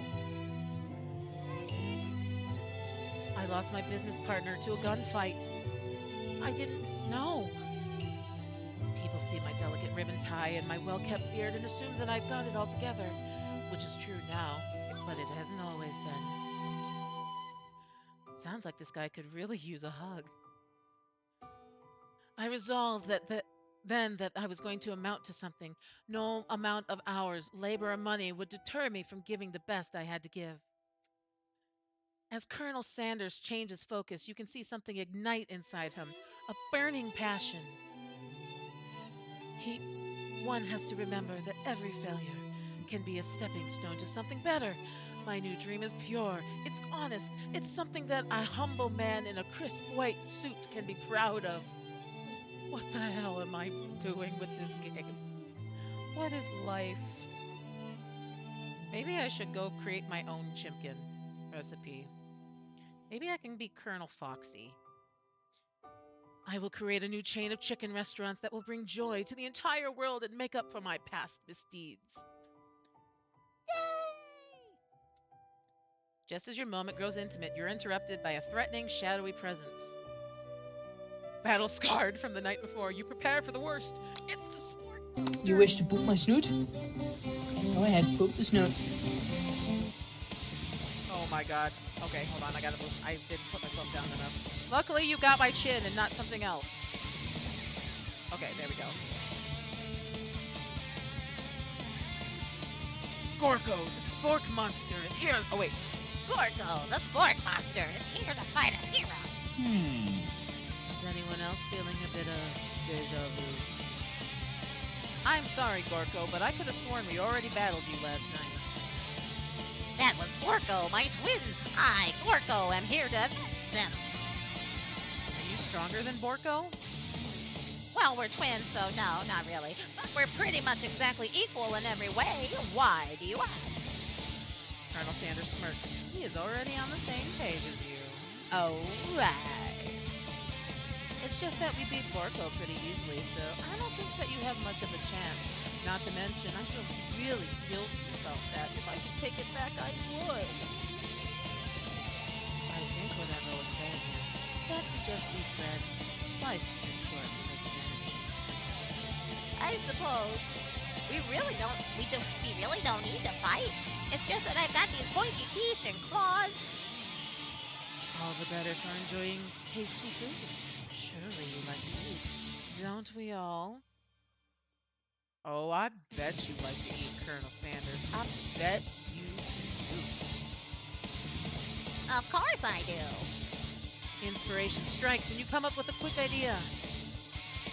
Chomp on this. You toss a biscuit into Gorko's open mouth and he devours it with one gulp. Delicious. You're much nicer than the evil students who once upon a time turned me into this creature who stands here today. I don't believe it. You were human once? Well, no, I was a chihuahua. What? He was a chihuahua. I'll be real, Colonel Foxy sounds like either an awesome strip club or a FNAF character. Speaking of FNAF, that movie's coming out soon. I need to write that down. Let's see. Well, no, I was a chihuahua, but I was still a student at this school until one day some mean kids with a magic spellbook cast a dark enchantment on me and I was forever transformed. A magic spellbook? Precisely. Borko used to have a copy, but somewhere along the way we've lost it. If you find such a book, I beg of you, respect it. Respect the book. Respect it. You're a powerful chef and shouldn't rely on such dark and evil magic. No, you should be protecting the innocent from those who would cheat them through sorcery and guile. If you need me, don't fear. I will be there. It sounds like there are some bad cooks in the kitchen of life. Avril, together, I'm sure we can defeat them. Come back to my hideaway and we can discuss. Ooh, really? Ooh, chicken and waffles. I've literally eaten dinner. This is bad. Waffles, waffles, waffles. But Cap, He invited me to his hideaway. a personal invite. You can't imagine what Colonel Sanders' home must be like, but it sounds like you're about to find out. Damn! He had a beard, chat. He had a beard as a baby. Baby beard confirmed. Is that a drumstick? That is indeed a drumstick. That is a gravy scented candle. Okay. Okay. Stepping inside Sanders' home, surrounded by his things, you start to feel a special bond with him. Little do you know, this is his grandpappy. Oh, sorry. It looks like you live such an exciting life, Colonel Sanders. Every day can be an adventure if you approach it with the right attitude. Long ago, I made the decision to never stop searching, never stop working, never stop imagining. Have you been working on any new recipes of your own lately? I'm always excited to talk about food with another ambitious chef. While there is something, it's just a side dish that I've been tinkering with, trying to find the right balance of flavors and textures. I'm not sure I've nailed it yet, but I'm close. Colonel Sanders' eyes perk up as he starts to wonder what dish you might be describing. It's meant to pair with something spicy or something crispy. Both, perhaps? Now you've got him right where you want him. Should you reveal your new creation to him or keep it a secret just for you? I'm thinking it's mac and cheese. What are we thinking it is? Because we've had mashed potatoes and gravy, fried chicken, then the biscuits. The only other thing I can think of is the mac and cheese, the corn. What else do they have? I don't even know. Do we reveal it or do we keep it a secret? He kept his secret from us. Actually, I've said too much. Please, forget I ever said anything. You can practically hear Colonel Sanders' heart beating in his chest. He tries to act demure, but his facade begins to crack. I can appreciate a good secret, of course. In fact, I've got many, nearly a dozen in my fried chicken recipe alone. But I would hope that you could learn to trust me with yours. The freaking music. Well, I suppose you did share a secret ingredient with me yesterday, so it's only fair. Colonel Sanders' face grows serious. Ah, yes, about that. You see... Yes, Colonel? So cringy. I haven't been completely honest with you. The secret I told you was a fake. Oh no! The ingredient you shared with Miriam, it wasn't true? Well, we lied to Miriam, so yes, it wasn't true. You're angry with Colonel Sanders for lying, but the fact that you revealed his secret shows that he's probably had the right to do so. You mean it wasn't one of the real 11 secret herbs and spices? Damn it. You see, we had only just met, and I had to make sure that you were trustworthy and capable of keeping my most important secrets. To me, my recipes are priceless. Well, I have something to confess. That secret ingredient you told me, I shared it with Miriam, my bestie. Unfortunately, I already knew this. I was very disappointed, but now that you've come clean, we can start building our relationship as fellow chefs again. I promise to be honest from here on out. I really do. I'm counting on you. Then in that case, I present to you.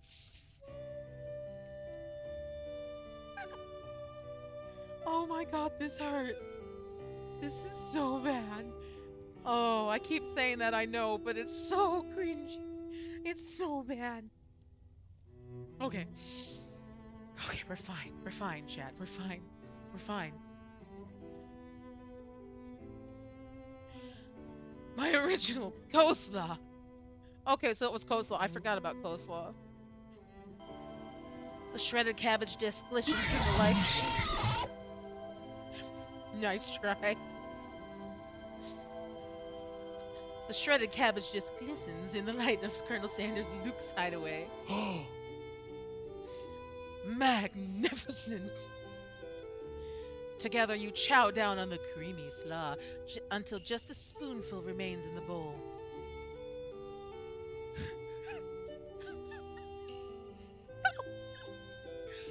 Do you mind? I can't. I can't say that. Okay. Do you mind if I hold on to the last bite? I'd like to have it around so I can admire its taste later and think back on this moment. You could offer to make him more, but he seems like a very sentimental kind of guy. He's crying over coleslaw. He's crying over coleslaw. Sure, why not? Please, make yourself comfortable. I'll be back in just a moment while I slip into my off-white negligee apron. Sorry. Multiple choice. Why the fuck does my keyboard keep changing the word to coffee? Maybe you need some coffee. This I can translate. This is the greatest peak writing that I've ever experienced. You realize that now would be the perfect time to do some snooping. Around the room are various items that you can look closer at. Each item seems to radiate memories and emotions. Tap on an item to discover more about the Colonel as it glimmers with shimmery gold dust. This must be where he keeps the secret recipe. You think for a moment. What number is important to Colonel Sanders? Then it dawns on you. As soon as you turn the dial to 111111, the safe opens. Inside it, you find a single note. Can chicken be prepared sashimi style? No. No, it cannot. Tap on an item to discover more about the Colonel. An adorable little baby boy crawls across the floor. From the goatee and mustache combo he sports, you figure that this must be Colonel Sanders himself. That, or maybe it's the drumstick that he seems to be waving like a rattle. Who frames a baby picture of just themselves? A narcissist? Oh, did I say that out loud? Probably the same type of person who would make their own face the logo of the company they founded. Am I right? Tap on an item. Okay. The photo appears to be of Colonel Sanders, except he's an old man visiting the pyramids of Egypt. Okay, hold on.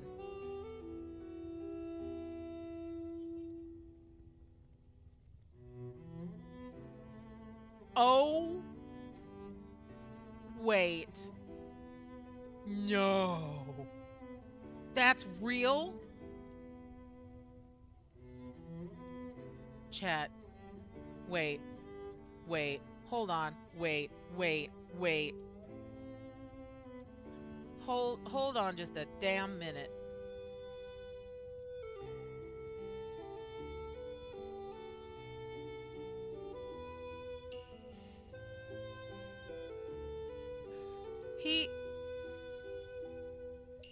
It's literally real. It's real. I am for real.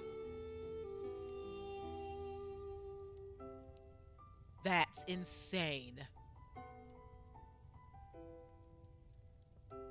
1970. That is insane, chat.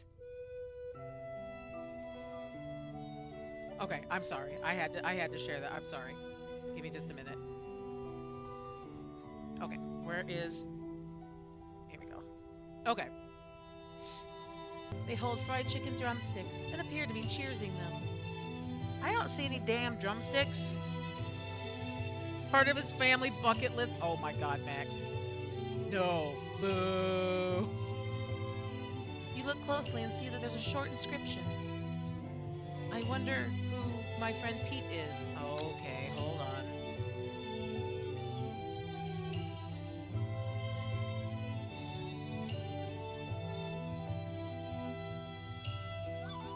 Floof, Pete Floof, Harmon. Floofster, Floofy, Floof. Welcome. @_gaming joined the floofdom. Thank you so much, UDT Gaming, for becoming an official floof, and congratulations on joining the Floof Tome. Glad to have ya. So yeah, apparently Pete Harmon, who was the first franchisee and is considered a business partner. So he was literally the first franchisee of Chicken KFC. Oh my God.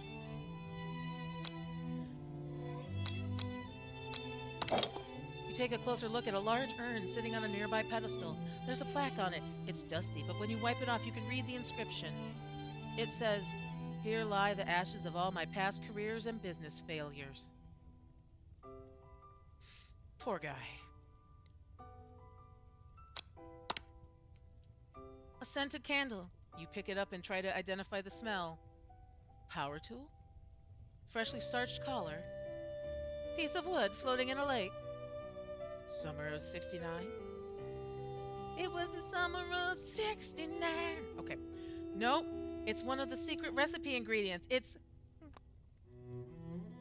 tapping an item. So wait, if I play this again, does it give us the actual... Don't be a freak. Don't be a freak. Don't be a freak. A lock of silver hair is woven through the teeth of the comb. Upon further inspection, you realize that the hair therein isn't just silver in color. It's actually made of spun silver.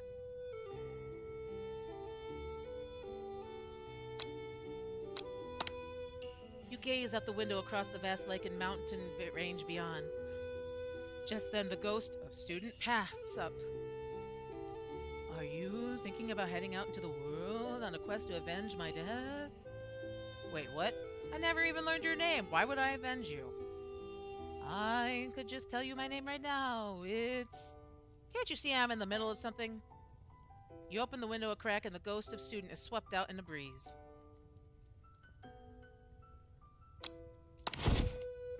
You notice a very realistic stuffed chicken sitting on a corner table. When you pick it up, you realize it isn't just realistic, it's real. Taxidermy? Must have been important to Colonel Sanders when it was alive. A little note clipped to the chicken's foot reads, "The true state bird of the great state of Kentucky." Don't be a freak. We talking about Sanders with his vast number of random stuff. Dude, you want to talk about be a freak on a leash? Hold on. Let's go back here.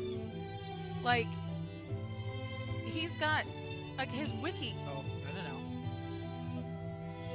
So first of all, he's the same age as my grandmother. And he was like a... Rude. Finger licking good motto. Oh, it doesn't say what all he did. Oh, wait. He works... Oh, this is about Pete Harmon. I don't give a rip about Pete Harmon. I want Colonel Sanders. Oh, so Pete is the one that came up with chicken licking finger good? Okay. Brand ambassador. So he was a steam engine stoker, insurance salesman, filling station operator, began selling fried chicken at his roadside restaurant during the Great Depression, made his secret recipe, and figured out how to cook the chicken in a pressure fryer, which had never been done before or something. Let's see. Oh, he's from Indiana. That makes no sense. Okay. Let's see. Yeah, look, he worked on the railroad. He was a freaking senator. What did he do in World War II? Sanders was forced to close he ran a motel. He ran cafeterias at governments, at ordnance works. Here's the fried chicken. Oh my God, this is insane. Wait, did he become a senator after he became the KFC king? Oh my god, this is too much. I can't with this man. I can't with this man. And here I am romancing an animated anime version of him. What the? Okay.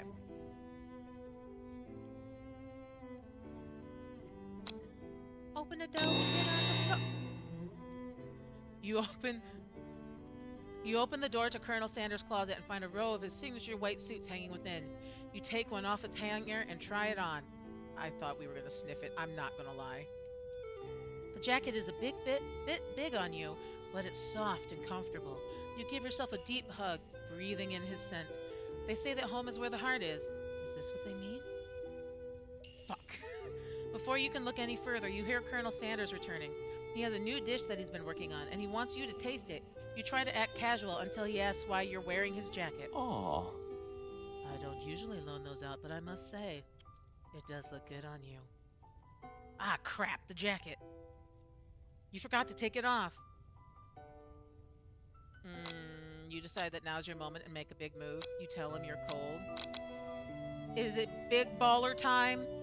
Max, is it big baller time? Do we go big or go home?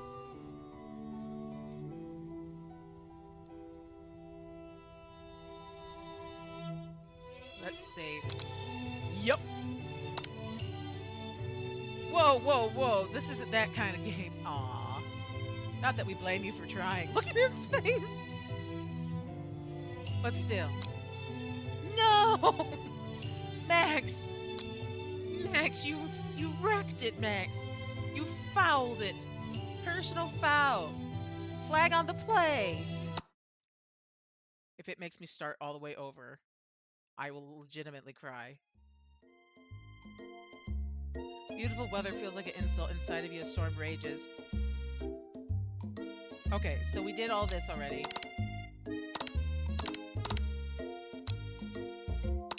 Okay, now I gotta freaking go through his poses. Oh my god, he talks so much.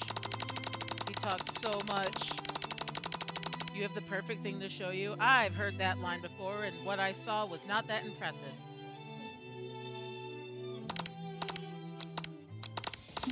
Okay. Spork monster.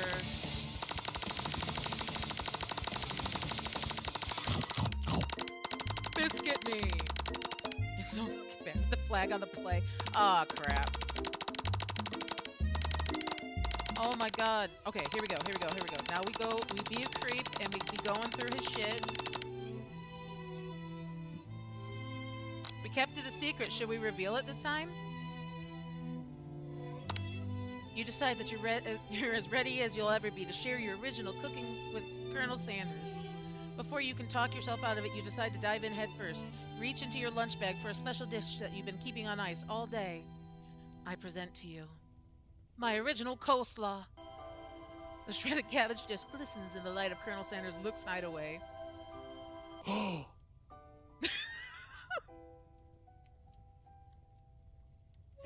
just gasped so hard.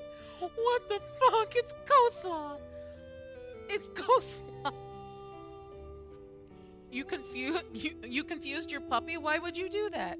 I threw a snowball and exploded on the ground, and she was so confused like there was no... Mean. Magnificent. Together, you chow down on the creamy slaw until just a spoonful remains. Okay, so it literally doesn't change anything.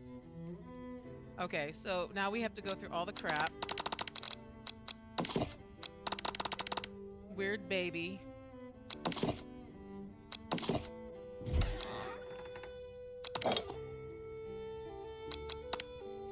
Okay, come on.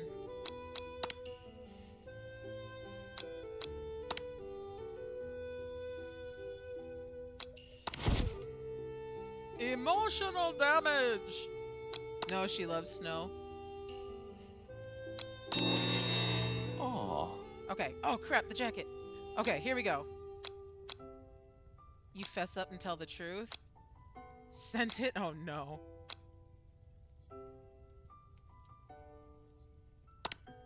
I'm so sorry. I didn't mean to intrude. I just got a little cold and thought this might warm me up. Colonel Sanders smiles and scoots close to the fireplace. It's warm by the fire. Why don't you come a little closer? Suddenly, everything feels like it's moving too fast. Final exams are tomorrow. You should be thinking about what you're going to cook. I should be home studying. Overwhelmed, you take off the jacket and run for the door. But the thought of leaving Colonel in the midst of such an emotional breakthrough gives you pause. You stop yourself. Colonel. Yes, Severo. He's crying. He's crying again. I honestly think this may be the beginning of something wonderful. I think you're right. We should take things slow. You talk late into the night and drift off into slumber. Dream sequence.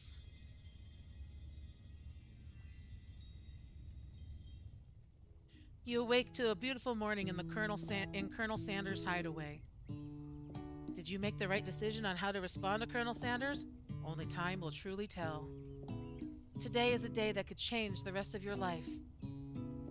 You think about the new secret ingredient you just learned about, blank. In some jurisdictions, blank isn't even legal. But if the recipe is a secret, how will they know? Your thoughts are interrupted when Colonel Sanders emerges into the room. He's holding a gorgeously plated breakfast, and your mouth waters I don't at the scream. sight of I it. don't squeal. Apparently, I scream. What? Let me hold on a minute. Like a jewel of negative riz that actually does psychic damage. What the hell kind of sentence is that? Max, what in the hell? Okay. It's meticulous. You taste Colonel Sanders' food and it takes you on a journey. When you return, he's waiting to ask you an important question. So, would you say we're the perfect match? How presumptuous. My cuisine and your taste buds, that is. Oh, you sly devil. Look at you, smooth like butter. Such confidence, such grace. Could he be the world's greatest gift to cookery? Take him down a peg, flatter him. You know, I think we might make a great team. A single tear begins to pool in the corner of his eye as he gazes out the window. With the right business partner, I know I can't fail. Business partner? Could he be talking to you? It's all happening so quickly. Overcome with emotion and confused by your feelings, you're on the verge of tears, unable to speak. The only answer you can find is to run out the door and get home. There's still one more day of school after all. The University of Cooking School, Academy for Learning, waits for no one. You get home to find something very surprising. Your best friend is there waiting for you. Where have you been? Because I had one heck of a night. I've been desperate to talk to you about it, but I couldn't find you. I got worried that something happened to you. It's okay. I was just... But now that it turns out you're fine, I can finally get you up to speed to the saga of Miriam. Sure, but you will not believe what happened to me after school yesterday. I went on a date. I think I can believe that.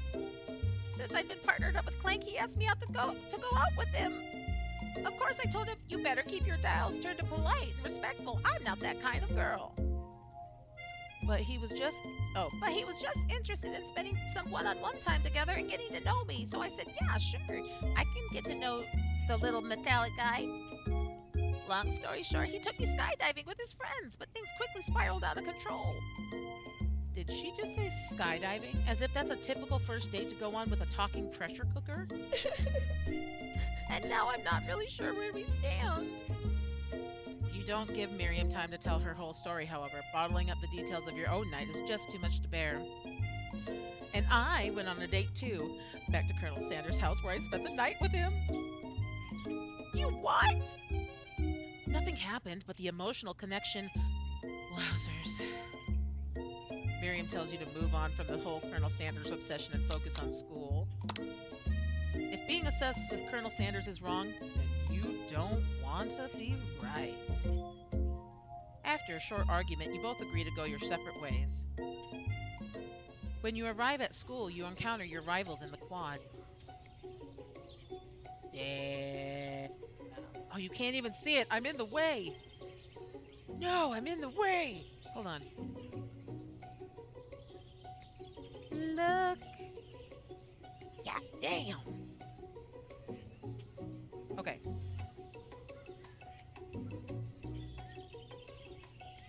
Okay, there we go. Because you know he's Pop. What's a swirly? It sounds delicious. Oh, it's great. I'll order you up one right away. I'll have my swirly with sprinkles, please. Sprinkles is a dog and a treat. Oh. You can get your swirly dip too. Why don't you pick on someone your own size? Because I'm literally the biggest person at this school. There is that horse that Colonel Sanders rides to school, but who would dare pick on such a gentle and beautiful creature?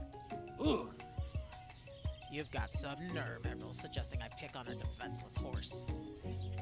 Now you're twisting my words, and I won't have it. You clench your fist, but the injury from yesterday's mixer accident makes you wince with pain. Doesn't look like you can go on cooking like that. Might as well just give up. I'll never give up, ever. Colonel Sanders arrives just as it appears things are close to boiling over. A naturally intuitive person, he senses that something has been going on. Is everyone excited for the final day of school? Avril, how's that hand feeling? I'm sure you'll be back in fighting form by this afternoon.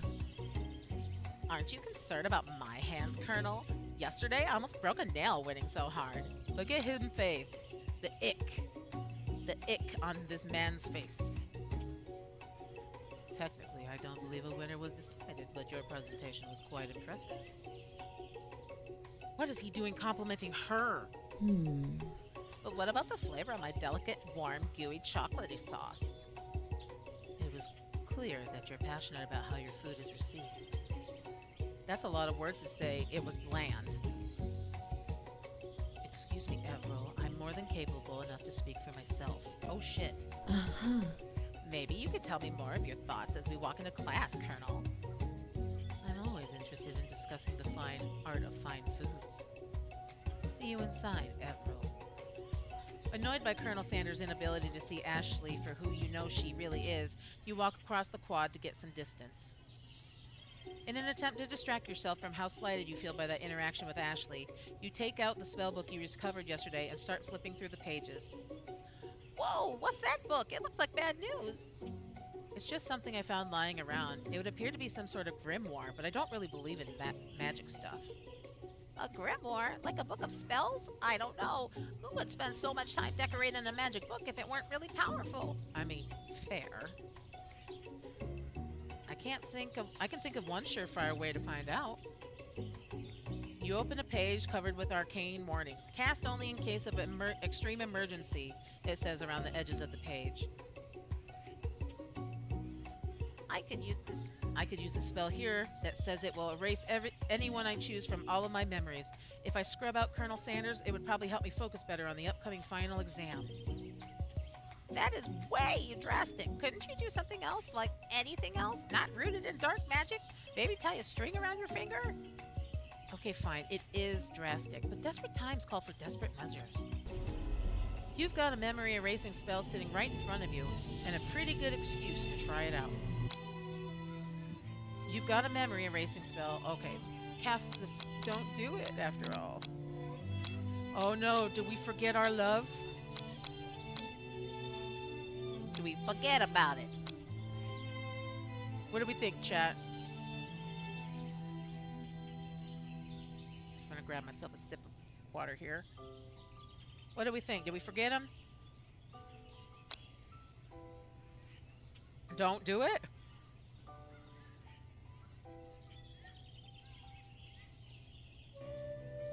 All right. Although, Max, you kind of flubbed up the last one.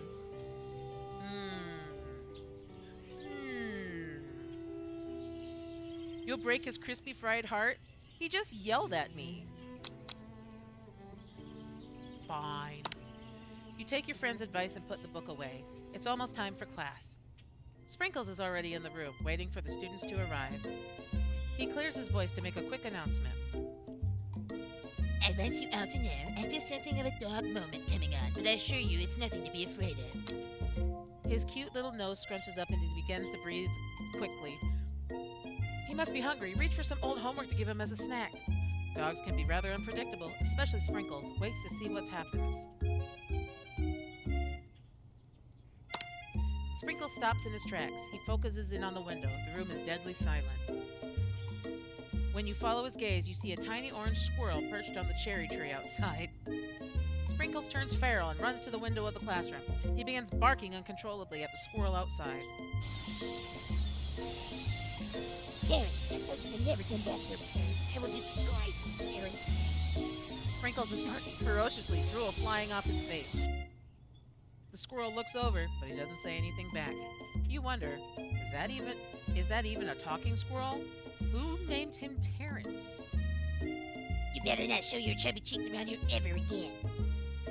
After Sprinkles is satisfied that his presence has been felt not only Terrence but any other squirrel in hearing distance, he returns to his professorial tone.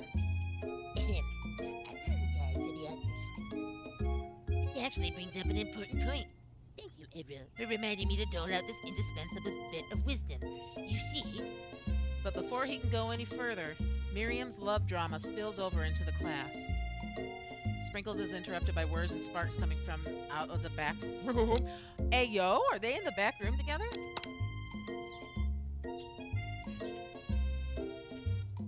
Oh. I told you to save it for after class. You think I wanted to be thrown from a plane strapped to a stranger? Miriam and Clank appear to be arguing, but you still haven't learned to speak Clank's language of mechanical noises. But no, you just had to show off your cool kid friends Jeff and Joan. J&J forever. Watch us form a triangle in midair as we descend. Triangles are the strongest shape, don't you know? Yeah, well, that doesn't make it a great date. Beep. Then take Jeff and Joan with you. You can all hold hands as you pedal down the mountain, or off a cliff for all I care. Sad beep. Clank begins to shudder. Steam pours out of the gaps in his panels, and then a loud ding stops him in his tracks. Beep. No amount of seasoning is going to make me want to eat that, Clank. Clank burps out a completely deep-fried sneaker. Considering that he himself has wheels and not feet, it's not entirely clear where it came from. Oh my god, what the hell? In terms of deep-fried footwear, I guess it looks okay. Clank slowly rolls out of the room to be alone with his shoe. Everyone tries to pretend like they didn't see that entire thing go down. Nothing like a loud public breakup to cast a pall over the final day of school. Well, that was unfortunate. But we mustn't be distracted from what lies ahead. The final competition showdown challenge exam. I'm still working on the title, but I think you get it. Test time approaches. See you all in the arena. But before you can think about your upcoming competition, there's a very beautiful soul nearby in need of a pep talk. Hey, Miriam, you okay? Okay. I'm so mad I could smash a tiny mug, spilling several droplets of hot cocoa all over the floor. How could he embarrass me in class like that in front of everyone? Her tiny cocoa is a delicious treasure, so you know that this breakup is no joke, even if the source of her frustration is such a silly boy. I know that you know this, but I'm going to say it out loud. You don't need... Oh, I know you know this, but I'm going to say it out loud. You don't need anyone. Me and you, we're going to cruise through this final test and hit the carpool lane to Success City. Miriam brightens up, imagining the wind rushing through her short bangs, but she hesitates to embrace the feeling all the way. You're not going to saddle up on Colonel Sandler's stallion and ride off into the sunset without me? Of course not. Well, maybe sorta. But I'm sure there's a pony out there with your name on it, and a ranch big enough for both of us and whoever else we want to bring along. If it's not Pop or Clank or anyone else you meet today, tomorrow, or this whole year, so what? You're a special person who shouldn't settle for the first someone to show a little interest anyhow. Miriam gives you a big hug and wipes the tears from her face. I should really review my menu for today. I'm going to make a very special soup. And I bet that Professor Dog is going to love it up. While you were pep-talking Miriam, you completely missed lunch. But that's okay, because you had a better idea of how to spend the time before your exam. You've decided to head to the arena early to practice a dish. This is it, the location of your final challenge. A test of will, a test of courage, a test of talent, and a chance to beat the pants off of Van Van, the supposed man-man, and his eviler counterpart, Ashley. As planned, you begin to run through a quick test of a recipe you've been working on, Everill's famous chicken pot pie. After practicing for months, making this dish comes second nature to you, and you're able to quickly get a fresh pot pie in the oven. But as soon as you do, your cram session is interrupted by Colonel Sanders. Everil, what are you doing here? There's still some time before the final exam. Oh, just taking it all in. I'm big into visualizing success. I'm looking at my station and picturing victory. The pot pie has begun to bake, and the smell is slowly filling the space around you. Visualizing, huh? That's too bad. I was hoping you were here cooking something delicious. You'd usually happily share your food with anyone who is hungry, but the last time you let Colonel Sanders get in your head, it cost you a cook-off. You decide that it's time to put your cooking above your romantic desires, but that decision gets hard to stick to when the oven timer goes off behind you. Ignore it like there was no sound at all. Fess up about your fess up. I want to eat my damn pot pie. Okay, you got me. I'm doing a little bit more than visualizing. I know, my nose can smell a pot pie from 400 yards. That's an oddly specific distance, but you'd expect nothing less from such an oddly specific man. You knew it was a pot pie just from the smell. Not just a pot pie, but a chicken pot pie with an all-butter crust. And my nose is telling me something else. Oh no, is it burning? No, I can smell that it was made with a heaping helping of TLC. But it'll probably start burning any second if you don't pull it out. The moment of truth. And of course it's in a frickin' red and white striped bowl. Wow. The freaking gas he does gives me every time. It's the best pot pie I've ever tasted. I've always loved country cooking, and I could eat this all day. There's no time left. The final showdown is about to begin. Sprinkles lays down the ground rules. There are no rules. That is, except to cook with everything you've got. You step up for the cook-off of a lifetime. You decide that mac and cheese, plus the pot pie you've been practicing, are just the dishes that'll put you over the edge to victory. Meanwhile, both Van Van and Ashley are prepping wildly elaborate dishes for their usual over-the-top selves. Miriam has her giant magnifying glass and several sets of tweezers. She's definitely prepared to go big going small. Colonel Sanders seems to be harnessing his 11 herbs and spices, but he's trying to find a way to improve on something perfect. His original recipe, fried chicken. The intensity in the room starts at a full 10 out of 10 with a frenzy of action. Everyone is calling out for really cool special cooking moves as they prepare their food. Wow, this is getting serious. Colonel Sanders batters his chicken as it levitates through the air. Egg wash! Miriam furiously injects ingredients into an itty-bitty pot of broth. Best friend's Master Blaster. What? Best friend Master. Best friend Baster Blaster?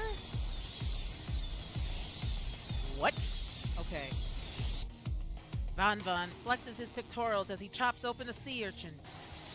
Let's rock and roll. Ashley scoops her pastries off the tray with lightning speed. Shallow personality spatula. Even Clank gets in on it. 5-dial pressure flying chicken cooking technique. Wait, when did Clank learn to speak English? The singularity. It's the singularity, as was foretold. We mustn't let it happen, or the appliance uprising will take us all. Self-destruct. Van Van quickly unplugs Clank and rolls him out the back door of the arena. As you frantically prepare your dish, you notice Ashley has her spellbook out. Is she going to use some dark magic to turn the tide? You've got a book of your own, and you're desperate not to see her win another battle. Should you take this opportunity to fight magic with magic, even if it's almost certainly evil magic? cast a spell, do it the hard way. Let's do it the hard way. Here we go. Who needs magic when you've got passion? I'm not going to do it the hard. I'm going to do it the hard way. Colonel Sanders sees that you've chosen to win on your own terms, and he gives you a subtle wink from across the room. Ting. I believe in you, Everil. Miriam notices too. Aww. And I've always believed in you, Avril, since we were little kids, because I'm your best friend forever. You turn to notice that Miriam is at your station, cheering for you. Miriam, what about your dish? If you're here cheering, who is cooking? Tiny food, short cook time. I'm actually already done, so I thought I'd help you. Oh, that's sweet, but... Miriam tosses a handful of spices directly into your boiling noodles. Aha. It's the secret ingredient. However, she doesn't know that you lied and the ingredient was made up. And where in the world did she get Eye of Newt from? The boiling pot explodes, sending Miriam flying backwards. The watery noodles begin to swirl in the air, bubbling up into a dark cloud that thickens and congeals before your very eyes. It is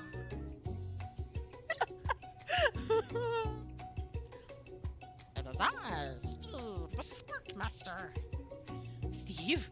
Wait, what happened to Gorko? You're not here to battle me, are you?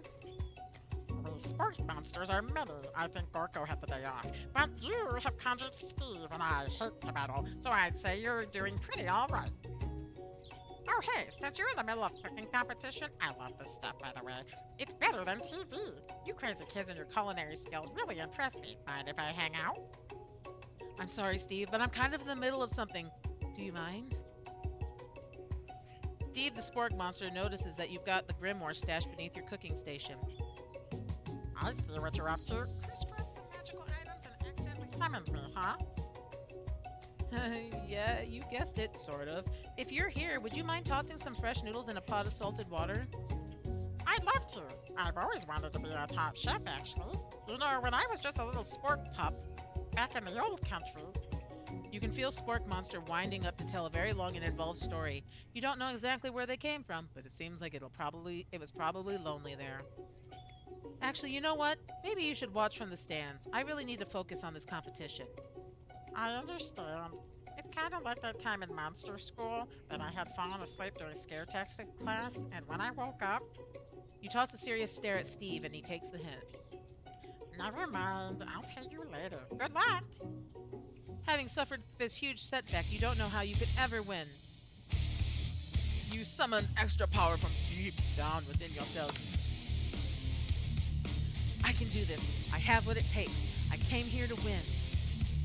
Your hair turns mac and cheese orange as culinary energy flows through your body.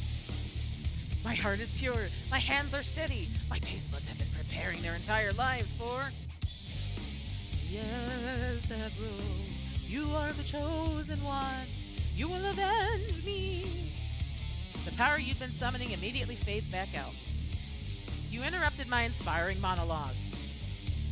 Sorry.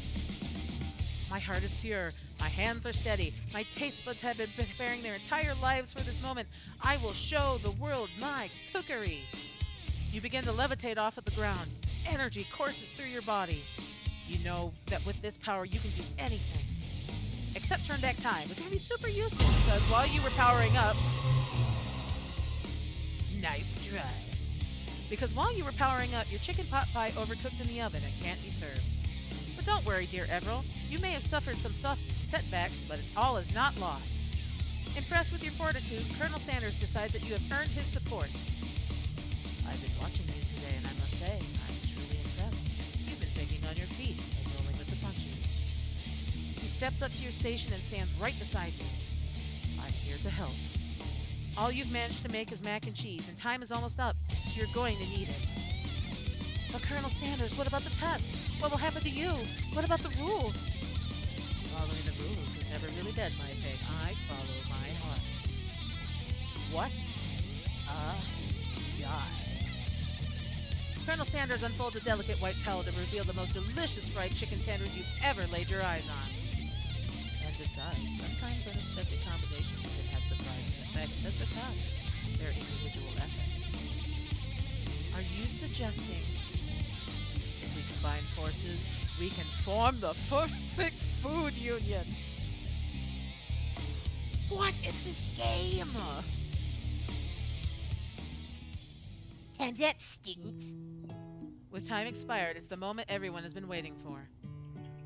You must now prepare to present your dishes. A handful of students stand tall, but the class seems incomplete. It seems we're missing some students. Hop, clank.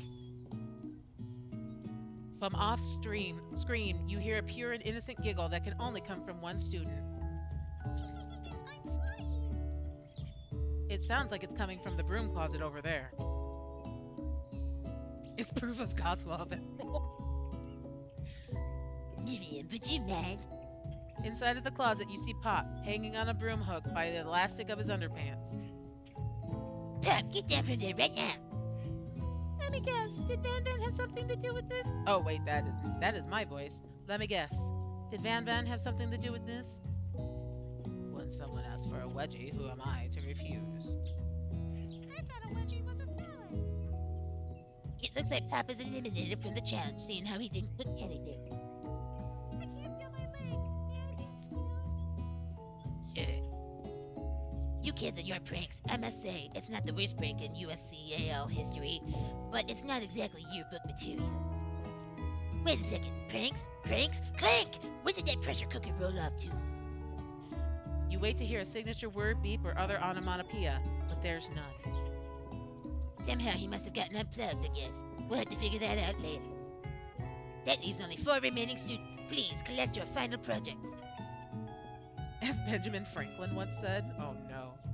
Yes, it has been a long semester of 3 days. Wow, 3 whole days long. But after days of hard work, this time has come for me to eat. Miriam, please step forward. Now describe your dish. I made tender udon noodles in a savory soup. My word, it's so delicate. It's that teeny tiny Naruto Maki I spy floating in its itsy bitsy bowl. Yes, chef. Please call me Sprinkles. Chef is my father's name. Yes, Sprinkles, and some green tea made from baby green tea leaves that I picked myself. Sprinkles carefully sniffs around the dish before opening his mouth and letting just the tip of his pink dog tongue dip into the bowl. Sublime. Would anyone else like a taste? Oh, come on. I'm not one of those dogs who doesn't floss. I even have a really cute electric toothbrush for dogs. Fine. I'll enjoy it all by myself. And in a flash, the entire meal was devoured. Not that it took much, it was less than a thimble's worth of soup. A+. Rarely do I taste a dish with such love poured into it as yours. Miriam is overjoyed. She gives you a huge hug. Thank you, Everald, for helping me to believe in myself. And then you're up. Now describe your dish. I made booty over smooth egg custard and an axe-hewn urchin shell topped with caviar. Did you skewer one type of virgin with spines from a second, different colored type of urchin? Yes, Sprinkles. A bit much, don't you think? That's exactly why I did it. A bit much is kind of my brand, doesn't it look cool? Sprinkles leans in to sniff the uni, but he can't get his nose close on account of all the spikes. He begins to paw at it erratically, causing the custard to slosh around. Please be gentle with my cuisine. Finally, Sprinkle goes all in, tongue first, but he can't get past all the needles. He reels back as his tongue is poked and prodded.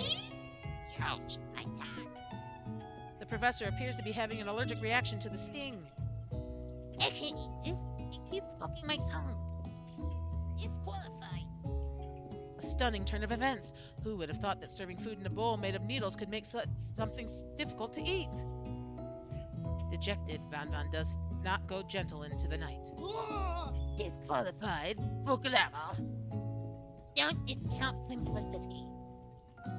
This isn't the last you've heard of me. Before forcing us to endure his swollen tongue for another moment, Sprinkles graciously laps up a bowl of milk. I know. Yeah, I'm a dog and I drink milk. Get over it. Sometimes it helps with my agitated tongue. Next student, Ashley. It's time to step up. Now describe your dish. I made orange blossom Turkish delight in a light rosewater syrup topped with French meringue and connected by sugar glass. That Actually, it doesn't sound too bad. Indeed, it's quite delightful. However, I'd ask that you please refrain from eating it or attempting to taste it in any way. It's very fragile and meant to be a display piece. Don't eat the food? At a cooking school? Got toast in your ears or something, Everall? I told you, it's a display piece. Ashley, I must say, it is beautiful. However, this is a cooking competition at a cooking school.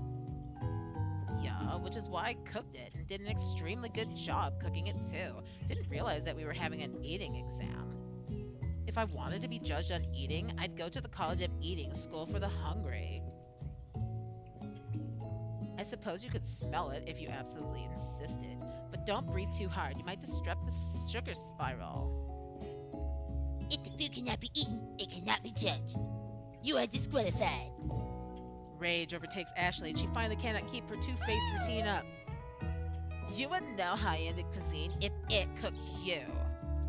And with that, Ashley storms off to rededicate herself to being the best, but this time without being shackled to trying to be fake nice and liked by everyone. This isn't the last you've seen of me, either. If the class gets much smaller, I'll be teaching myself. You and Colonel Sanders, the final cooks, step up together. Two chefs? What began as a bowl of delicious mac and cheese has become something else. He examines it closely, sniffing and eyeing the bowl. Uh-oh, I don't have a good feeling about this. From somewhere in the room, a literal drum roll plays. Just when I thought I've seen everything in this kitchen, you give me this thing. And completely blow me away. In my 49 dog years of life, I have never tasted anything so delicious and perfectly balanced. It's so delicious in fact that everyone passes the class. You pass, and you pass, and you get a pass. Everyone gathers around and partakes of the mac and cheese bowl. They all seem to transcend this reality into another dimension. You win! Together, you and Colonel Sanders have made a new menu item. This new menu item is so impressive, even the Von and Ashley are drawn back in by its magnetic fragrance. When they gaze upon your mac and cheese bowl, they admit that you are indeed an excellent chef. Sprinkles declares that you have passed. Everyone has passed. There were supposed to be more battles, but come on, how could they be better than this one? Now that the school year is complete and everyone has graduated, the students return for one last assignment: to get their groove on. The cafeteria has been completely redecorated in order to serve as the site of the school's graduation dance. Compared to the massive high-tech cooking arena, the humble decor seems downright cute and cozy.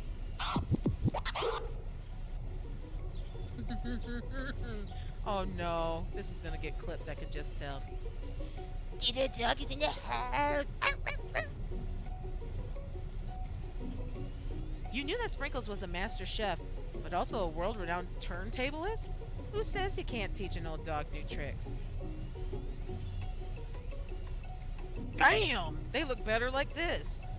Von and Ashley tell everyone that they've committed themselves to righting the wrongs they did while they were the villains. For a moment, you actually believe them. Not another haunting.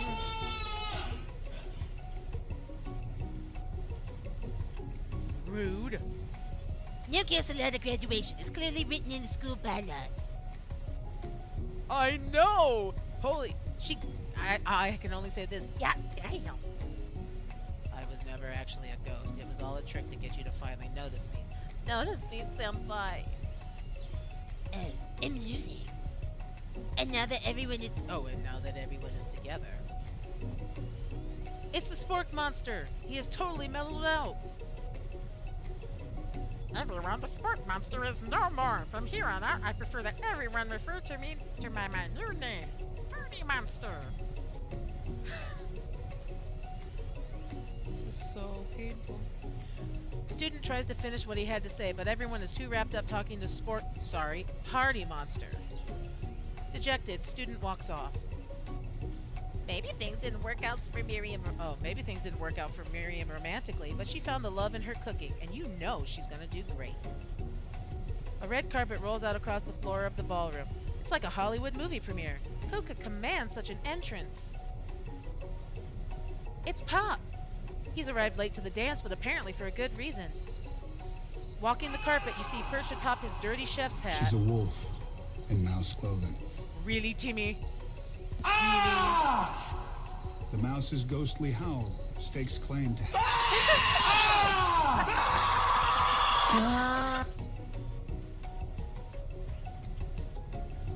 A crown? Welcome back, Pop. I know you weren't able to complete the final exam except your diploma. So we had it mailed directly to your father. We figured it was the least that we could do for your school's dean. Oh, now I get it. And we get a new wing on the school, not to mention the honor of educating the son of the chancellor of such and such. The music at the dance is interrupted by the sound of sparking and electrical hissing. It's Clank, who has arrived late to the dance. Now that I have graduated, I can reveal my truth. Whoa, he's still doing the talking thing? I am Clank, and I'm not of this earth. I am actually from a faraway planet in another dimension. What? What? I actually feel like I knew this the whole time. Now that I have learned the ways of your kind, I must return. Miriam, will you come with me? I don't know what to say. Besides, no, obviously. I've just begun to learn who I really am. This isn't the time for me to devote my life to figuring out who you are, Clank. You're blown away by Miriam's maturity. It's pretty clear she has managed to surpass you in that regard. I understand, kind of. Humans are weird. A portal opens up and Clank disappears through it. Finally, Colonel Sanders arrives. Oh my God, here we go. Kinda less. Howdy, classmates. Just like the first day you met him, he has come prepared to feed the entire class. However, it's not enough to just give them a bucket of chicken. This time it's a full meal. I didn't get to be the most famous chicken man in the history of chicken and man by not reminding people to go out and buy my chicken. The end?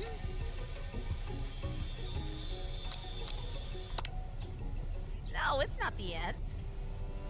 As everyone feasts on their delicious chicken dinner, Colonel Sanders finds you sitting at the edge of the dance floor.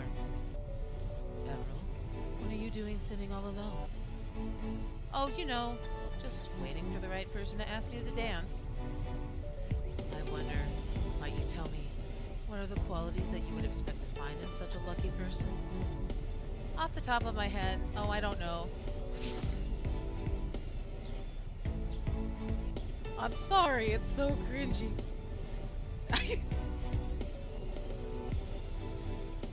Okay, I got this.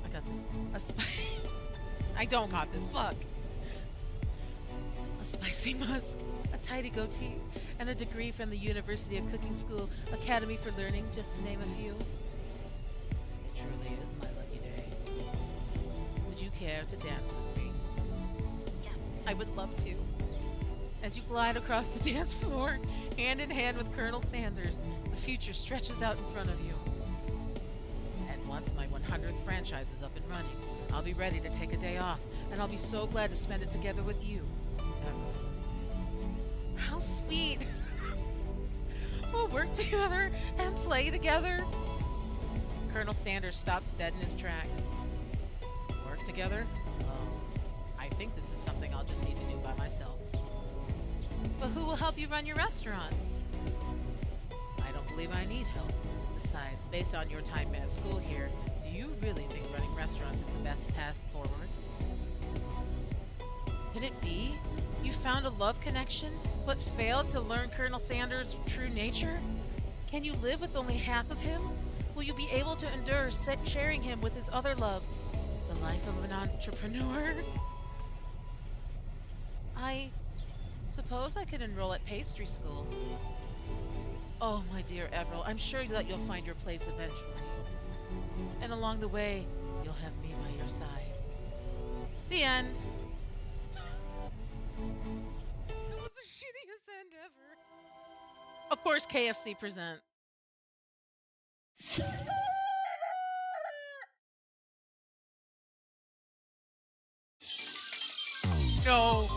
Oh no!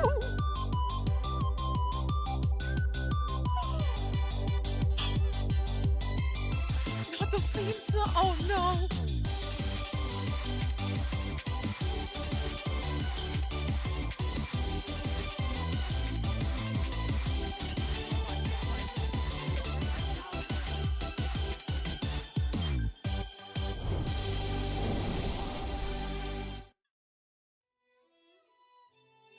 Oh my god. Oh my god. Okay. Psyop production.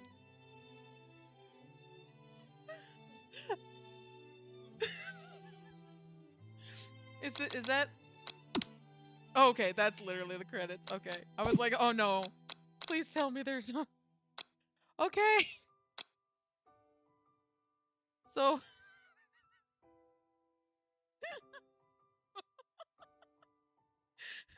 so that was I Love You Colonel Sanders, a finger licking good dating simulator.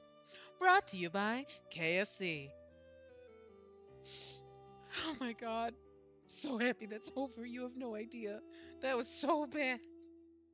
But thank you all so much for going with me on that adventure.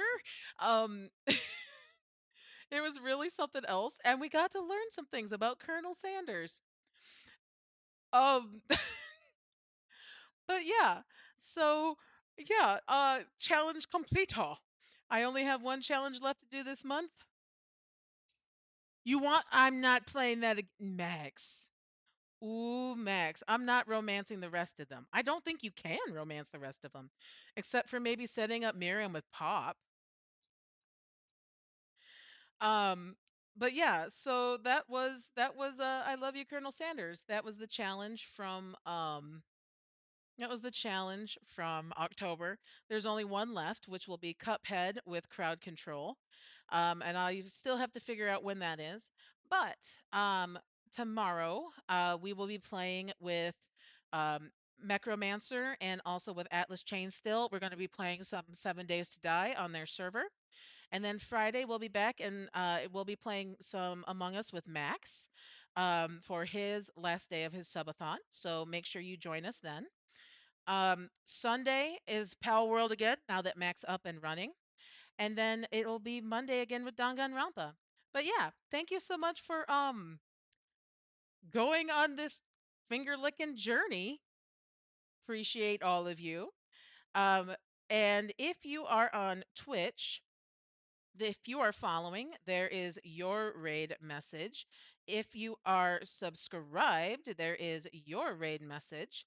And let me see who I can raid out to that we have.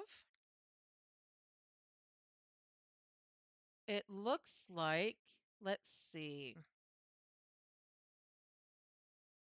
Let's go drop in on White Crow. It's been a while since we've seen her. So we're going to go drop on her and I will see y'all back here. You're welcome for the I don't know about great stream. That was pretty cringy, but we'll be right back and we will show some love to White Crow, another great winged friend. I'll see you guys tomorrow. Bye.